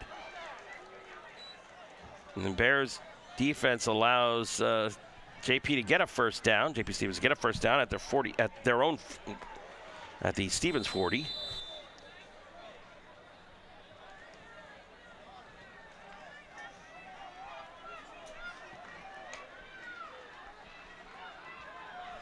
Each team has committed 1 turnover, and then 1 turnover on downs as well. Blacknall, inside handoff to Chukwunike, who had a little bobble with it and just recovered, but by that time only could get 1 yard out of it. And it'll bring up 2nd down and 9.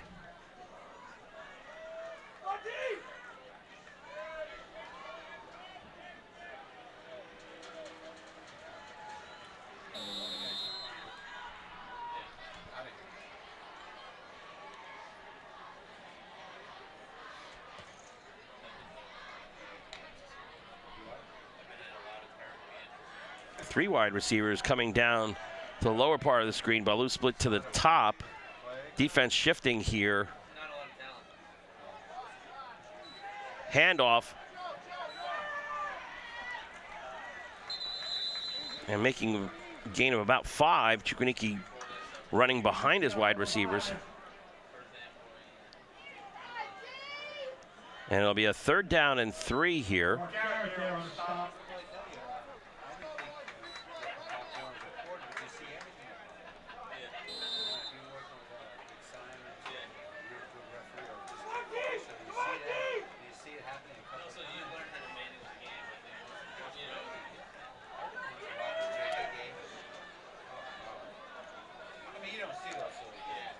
Now 3rd and 3.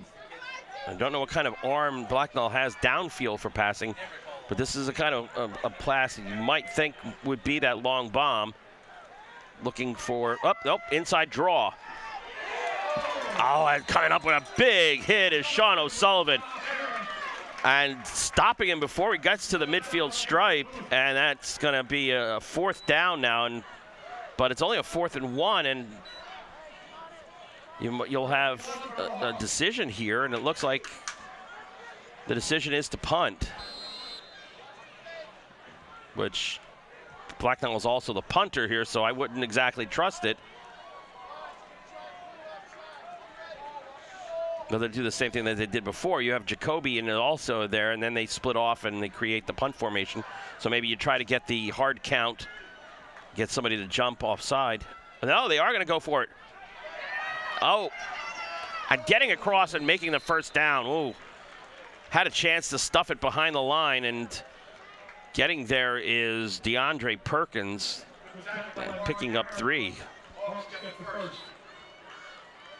So in the first half, they showed a fake formation like that, but broke into the punt formation. This time they ran the ball out of that formation and picked up the 1st down barely. They got across the 50 to the Bears' 49-yard line. 1:07 left in the 3rd quarter. Bears up by 4.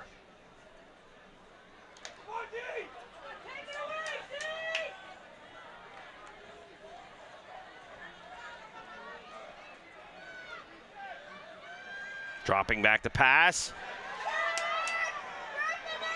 And looking for a screen pass and having enough time, and it's kind of everybody froze. We have a penalty flag dropped. We're going to listen in the penalty there as the call is made downfield. Now whether that's defensive holding or offensive pass interference, we'll see. Let's listen in. Got White pushing it back. Flag on the field with a holding call against JP Stevens. From the spot of the foul, that'll bring it back and won't be a 1st down. But everybody kind of stopped as Blacknall jumped up and was like, okay, I'm going to throw it, and everybody just stopped pursuing, and he was able to find his receiver for that screen pass. Blocking it back. It was inbounds, right, Joe?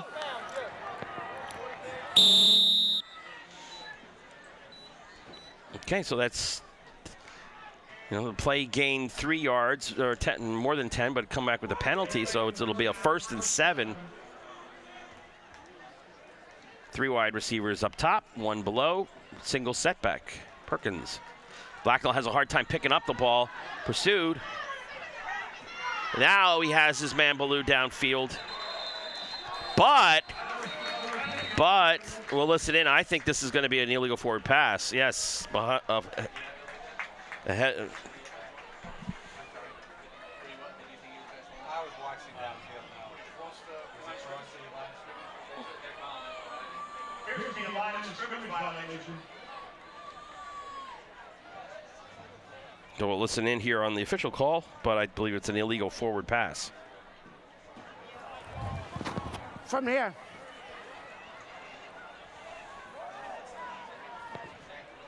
Yes, it is. Legal. It's also a loss of down. 2nd down. So the play is a 5-yard penalty for crossing the line of scrimmage and then throwing it, and it's also a loss of down. So it's a 2nd down now and 11. Yeah, I think you're right. A little bit of confusion as a spot, maybe. We're going to replay it.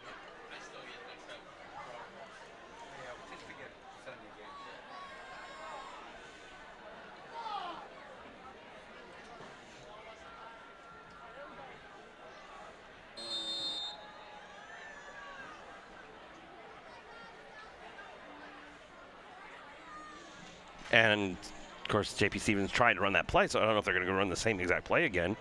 So they're over there just debating it on the sideline. 2nd down and 11, ball at the midfield stripe.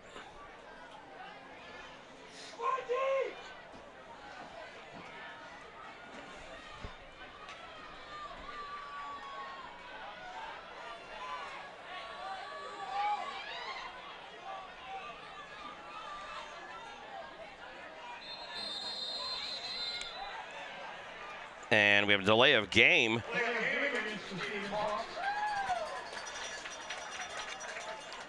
Again, the play was, the whistle was blown as they were running that play, so they said, okay, well, we're going to have to change the play.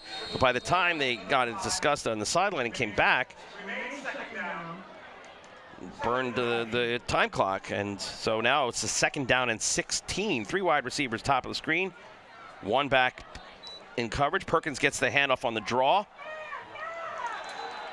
Gets picked up by, looks like 58, Youssef Abodhend. And that is the end of the 3rd quarter with the score Bears 23, JP Stevens 19. Wow. Exciting first 3 quarters of action here. Bears have next week, they're at Marlborough. And then they have a vacancy due to the Sayreville situation. Sayreville was supposed to come in here on Halloween night. And that is now listed as a forfeit win. And the next game after that would be Friday night, November 7th, against the Falcons of Monroe here at J. Doyle Field.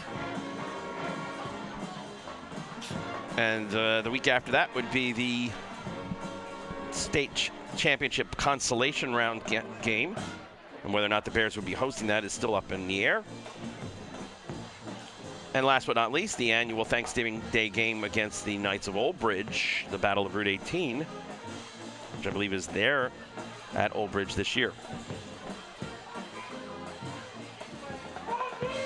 Okay, now we'll switch sides. JP Stevens moving from right to left now. 3rd down and 12. They've got to get to the 39 of the Bears. Block now. Gets the snap in the shotgun. Back to pass. Looking downfield. And it is picked off. Fitzpatrick has it. That is inside Stevens territory. Tripped up at the 43. That was a touchdown-saving tackle there. 2nd turnover. And this one was a drive killer because JP Stevens essentially shot itself in the foot with penalties. And now the turnover seals the deal and gives the Bears the ball on the Hawks' 44-yard line.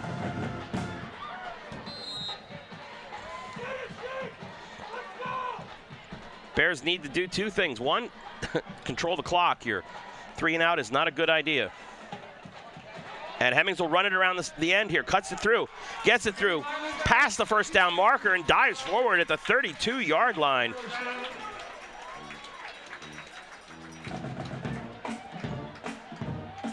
Bears need to run clock, need to score. At least a field goal here would make it a 1 touchdown and an extra point game. Kevin Hemmings.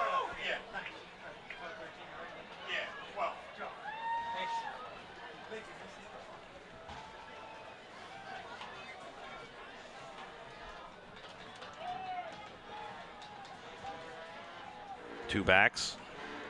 Hemmings rolling, looking, finds Joe Chetta. Chetta holds on to it and gets it to the 25-yard line. Chetta used as a tight end here. Picked that one up around his knees and held on to it. Fell forward for a gain of 7.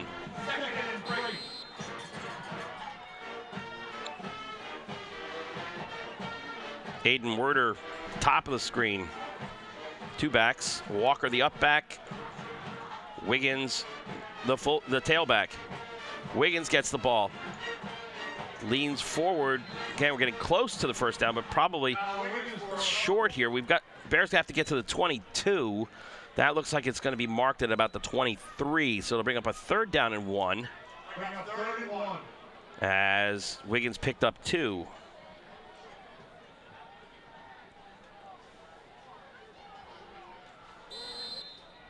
2 down territory here, as this would be a very long field goal.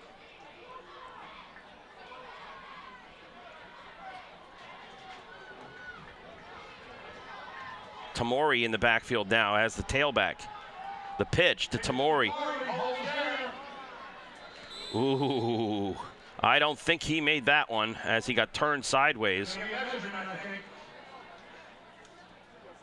Now, if that official there at the around the number 2 is the spot, wow, that is a generous spot. That is a generous spot, and they're going to mark it a first down and give him a first down. Didn't think that was going to happen here, just inside the 22. So, Bears with a 1st and 10 at the 22.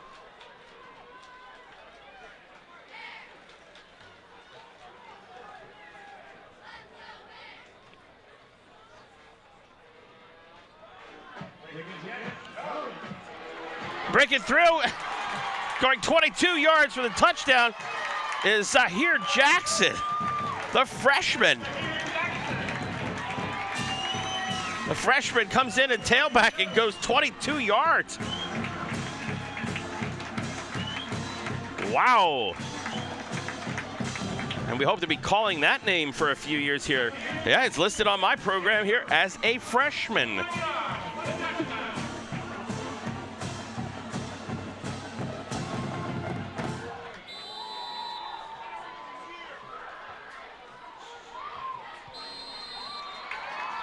And the extra point is good.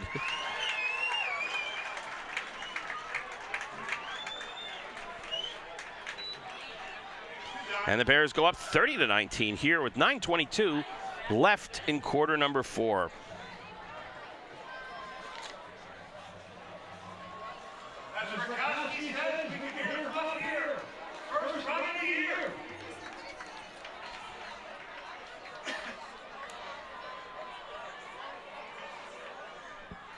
Coach Bob Mowar's getting good effort on the ground by the Bears.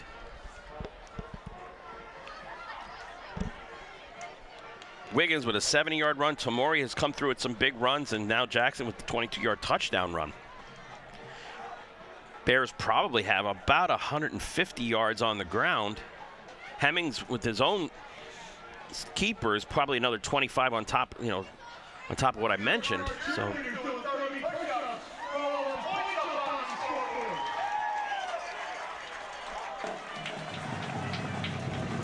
now here's the thing. They've already returned 1 for a touchdown. Do you change your pattern? Do you change the kick style here, or you try to bounce it again and force? And it's going to be a line drive bouncer kick. Perkins gets dropped at about the 36. Up 38-yard line, 39, call it, and that's where they'll operate with 9:16 left to go, down 11.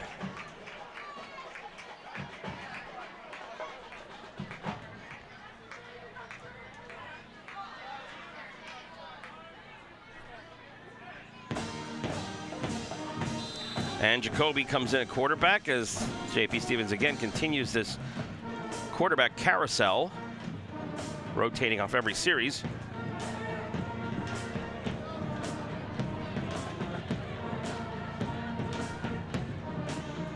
The handoff, Chukwunike, and O'Sullivan is going to drop him for about a gain of about 3. Could not break it across the formation there.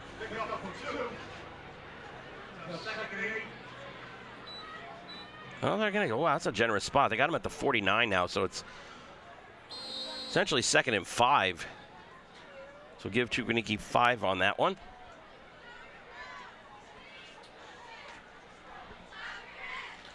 Again, if you're the Bears, you want to stop them here, you want to get the momentum back, or you want them to take as much time as possible. No big plays.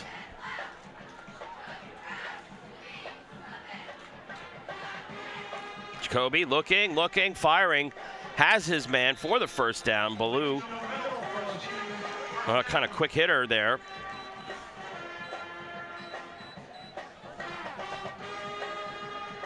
Ball will be spotted at the 48 of the Bears.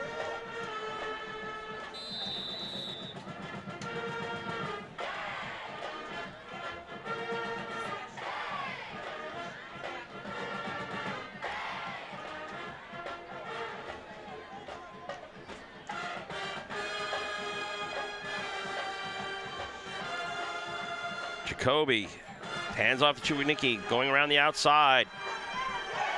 Coming up and making the hit is by Aaron McSweeney, because that one had trouble written all over it, and McSweeney flew and wrapped up nicely and drops Chukwuemeka at the 46.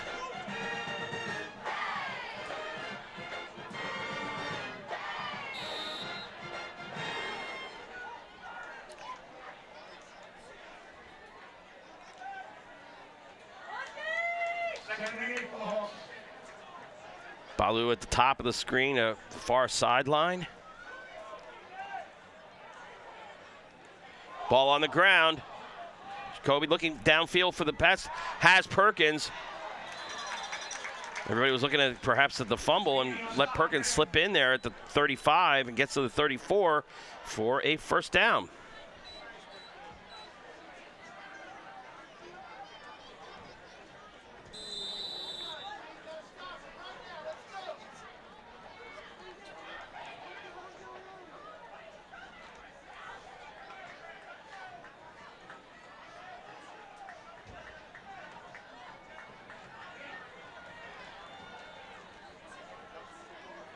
The handoff around the outside. Chukwuemeka gets again 3 or 4. Pick up about 3 or 4 yards on the far side.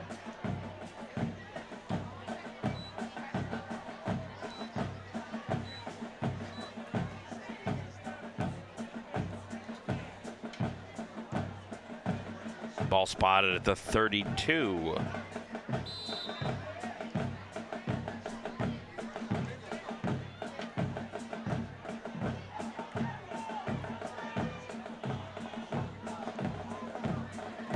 Single setback, looking downfield,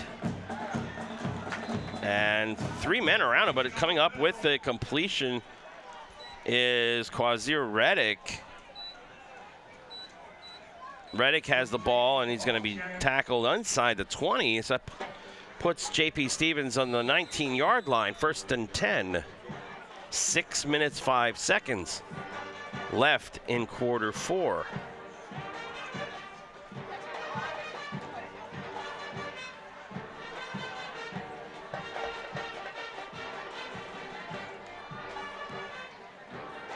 Jacoby looking, has a man downfield, floating for the end zone. And coming up with it is Brandon Oliver. Oliver was signaling as he was running halfway across the field from the goalpost that he was open, and he was. And all Jacoby had to do was to throw it there, get it there. 19-yard touchdown pass.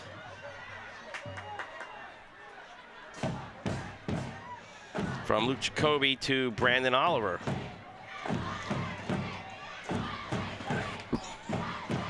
Extra point.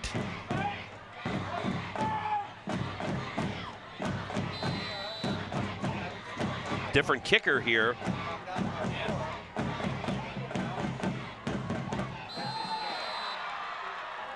And the extra point is good. 30-26.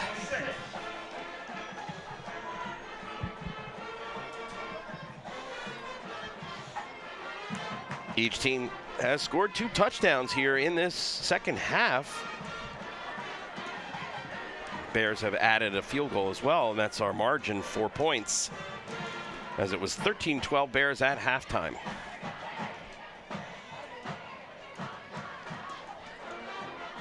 .539 left, so clock management, first downs, positive yardage. First thing on the mind here, waste as much clock down as possible. Score, any score here. Hi, I'm Ken Saroka, broadcasting all the action to you from Jade Oil Field. We've got the EBTV technical crew out with us, and we thank them again for their wonderful support over these many years of broadcasting East Brunswick High School athletics.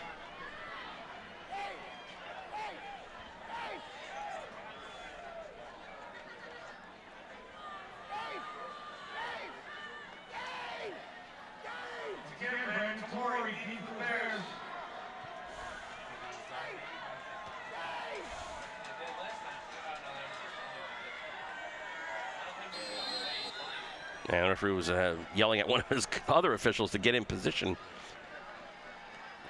Got an onside kick coming. It's a little squibbler. And Aiden Werder just falls on it. Kind of knew that was coming. It wasn't the usual bouncer. It wasn't 10 yards. It was kind of in between. But instead of trying to pick it up and run with it, Bears will down it right there at the 30-yard line, and they'll take over 1st and 10.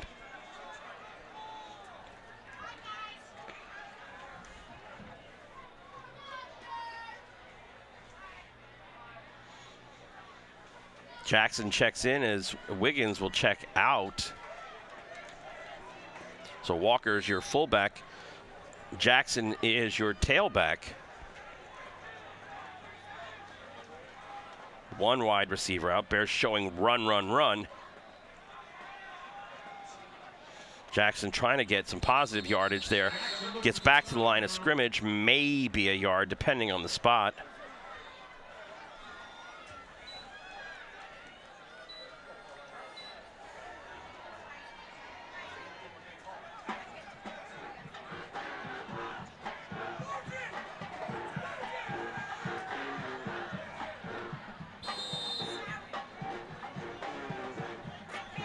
A little bit of confusion there on the Bears. Quick last-minute substitution as Alex Wojcik comes in. Single setback this time behind Hemmings. Hemmings going to look to run with it around the outside, looking for seal blocks. Trying to get to the outside, gets it there, manages to go out of bounds, crashes into the JP bench, close to the first down marker. Don't think he got it, though. We'll see where they spotted it. Looks like it's going to be at about the 37, 38. They're going to put it down right before the 38-yard line. So Bears with a 3rd down and call it 2. Joe Chetta's going to check into the game for Sean O'Sullivan.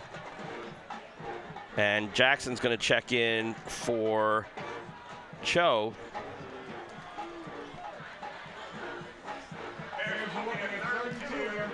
Four minutes, 43 seconds. Clock stopped because of the out of bounds.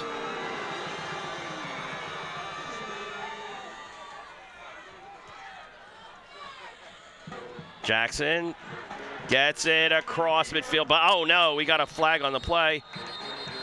A ball out too. I don't know if that's, but there is a marker down. Let's listen in here and we'll see what we got here as a call. Hopefully it's not against the Bears for a hold. That looks like a hold.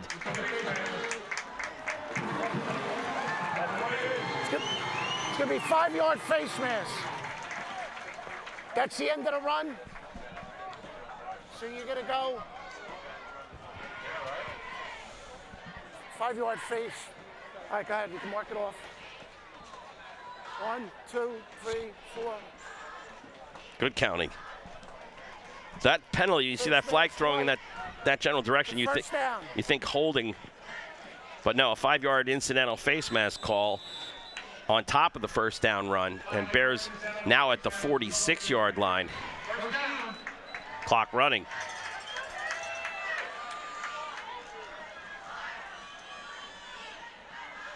Jackson again with the carry. No gain, maybe a yard. A little pushing and shoving, a little extracurricular activity going on there.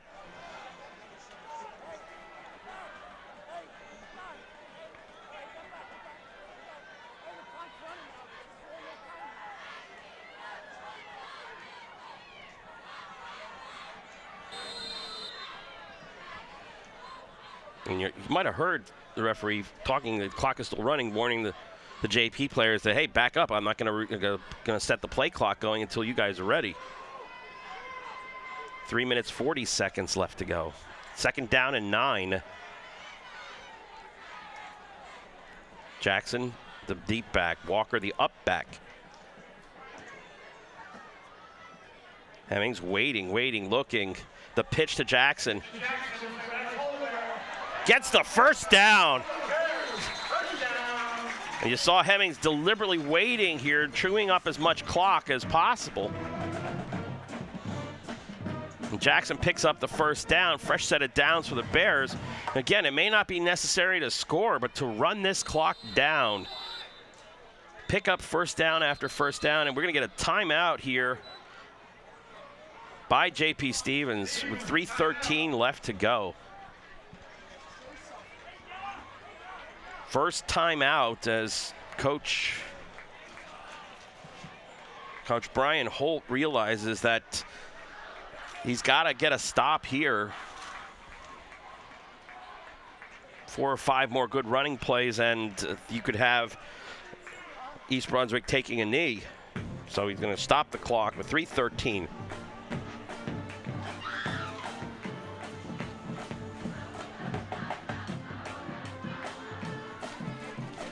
Again, this game will be rebroadcast a couple of times here on EBTV. It'll be rebroadcast on Sunday, October 19th at 8 p.m. Thursday, the 23rd of October, also at 8 p.m. Or you can go online at ebtv.org and click on the on-demand menu and pick up any and stream this particular program, as well as other community programs produced by EBTV.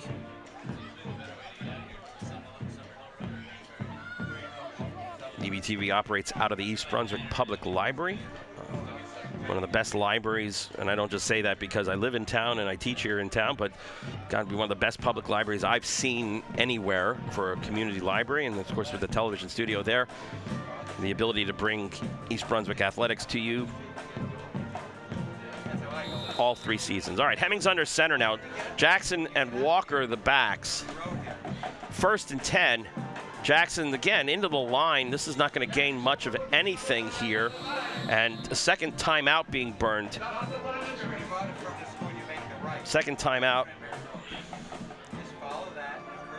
So if the Bears can manage a good play here, 4, 5, 6, 7 yards, force the third timeout to be burned, and then pick up that first down, then they could seal the deal. But that is a long order because that first run by Jackson gained nothing.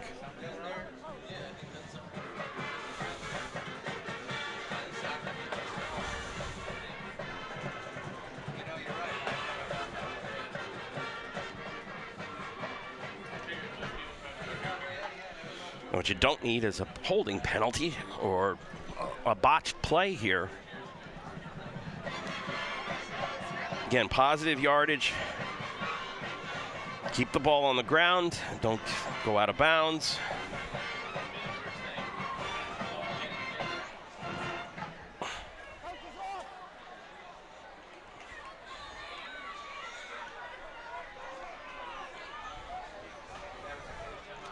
Second and 10, ball on the 43-yard line.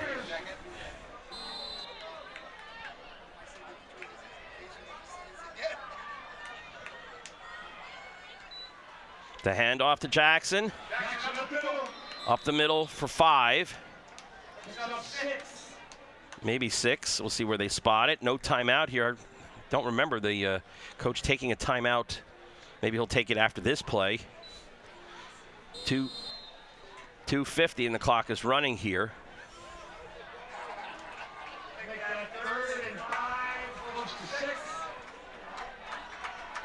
And again, if you're the Bears, you might, milk this a little bit, bring it right down to the last minutes. I do believe that the officials who are running the time clock at least will tell them that they've got 5 or 10 seconds left. The pitch to Jackson.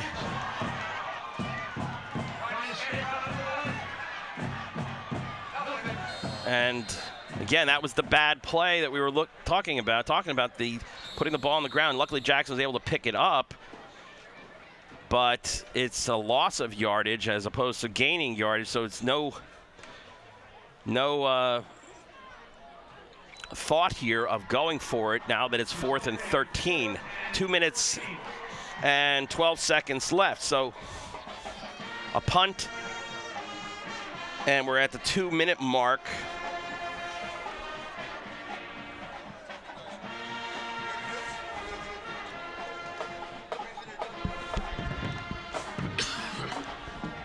Let's see whether the Bears defense can hold, because JP Stevens would have to go the length of the field here, down 4, and this is the difference between making that or missing that extra point. JP Stevens had both of their first half touchdowns, their extra points blocked, or this score would be 30-27 or 30-28. So this is the scenario, 4th and 13, as McSweeney will come back to punt.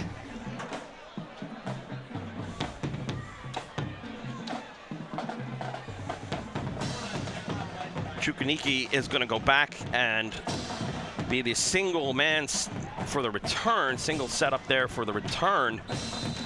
So if you're McSweeney, maybe you don't even try to punt it toward him, but punt toward the more open side of the field. Now he's going to loft it high and out of bounds. So not even give Chukwuneke a chance to return it. Not much of a net as they mark it off. They'll probably be close to the 30, depending on where they spot it. Okay, yeah, right on the 26-yard line. So with 2:05 left to go, JP Stevens has to go the length of the field, 74 yards, with no timeouts. But the only timeouts they'd get would be a change of, or the first down where they have to move the sticks.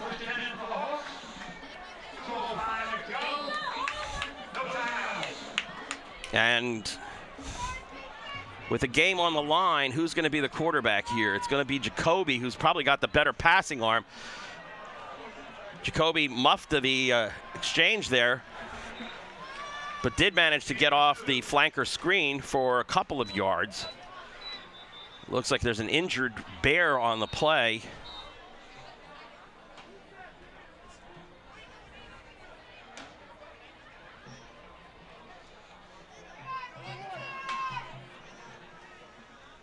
Ball play went out of bounds. It's not that we're stopping the clock here for the injury, but taking the time here.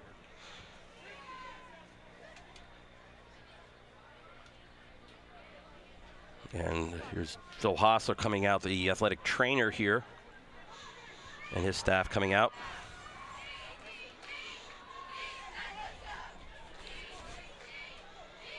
$158 left.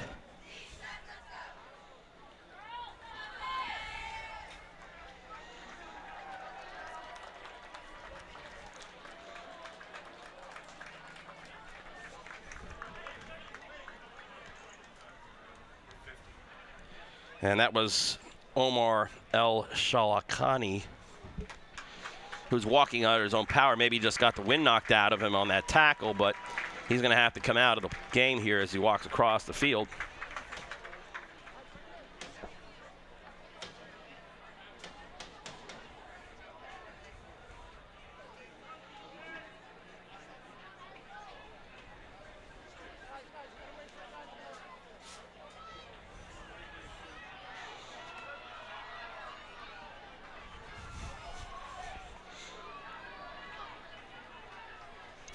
Four wide receivers going to be split out here in the pattern. One back behind Jacoby.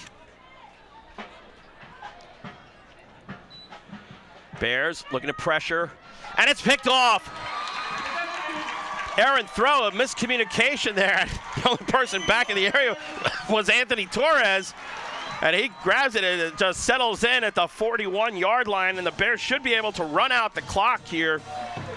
I don't know where Jacoby was throwing. There had to be a miscommunication in the pattern because there was no white jersey, no Hawks player even close.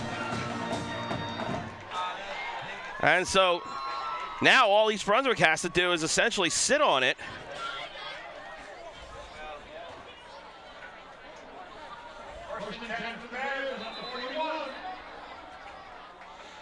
And a little bit of confusion on the Bears sideline. This is not with the substitution. Joe Chetta walked out there, and I don't know if Coach Molars was really thrilled with that particular pattern or formation or setup there, but he calls a timeout.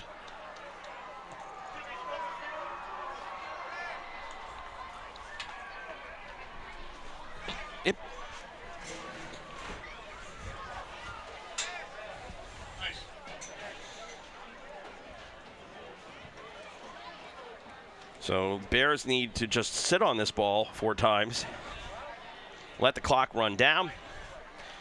JP Stevens has no timeouts remaining.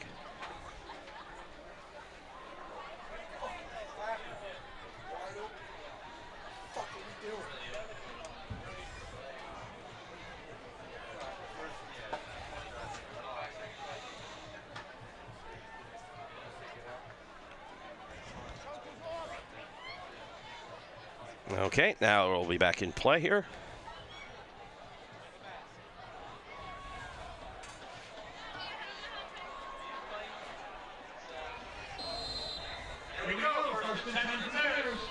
And the victory formation here, kind of protective formation. Clock is running. Hemming takes a knee as he drops back a few yards, wastes a few more seconds off the clock. So, again, play clock blown in. So,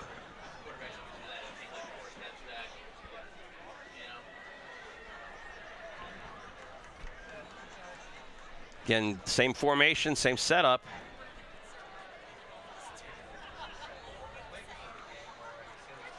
And they're going to listen for the official to give them a time count down, so they snap the ball as close as possible.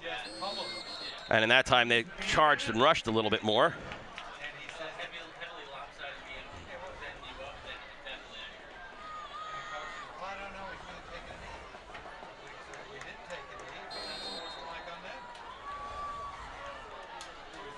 Play blown in, less than a minute to go here.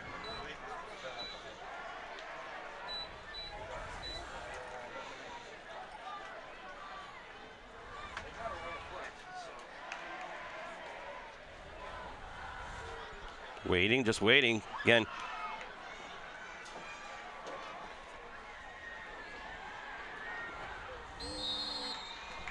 now with less than 30 seconds to go, that will be the ball game as Hemming takes 3 knees to seal the deal here as the Bears win 30-26 in an exciting game here. Oh, wait a minute, well, they're just, yeah, I guess they realize that they don't have to snap this ball, so the game is still clock running, but officially not over yet until we go 3, 2, 1, 0. Final score, the Bears 30, the JP Stevens Hawks 26. Again, an exciting game, and it started with the opening kickoff being returned by JP Stevens for a touchdown. The Bears, though, on the first play from scrimmage in the second half, Wiggins broke a 70-yard touchdown run to get the momentum back, and then back and forth it went. Turnovers, those, and penalties sealed the fate for the Hawks, who have yet to win a game here on the field. Bears improved to 2 wins on the season. For East Brunswick, they'll go travel down to Marlborough next week on Saturday, I believe. The next home game here won't be until November 7th at J. Doyle Field against the Falcons of Monroe. I'd like to take the time again to thank the EBTV technical crew for the wonderful job they do broadcasting East Brunswick High School athletic events. Again, our final score here, the Bears 30 and the Hawks of JP Stevens 26. I'm Ken Saroka, wishing you all a good evening from J. Doyle Field.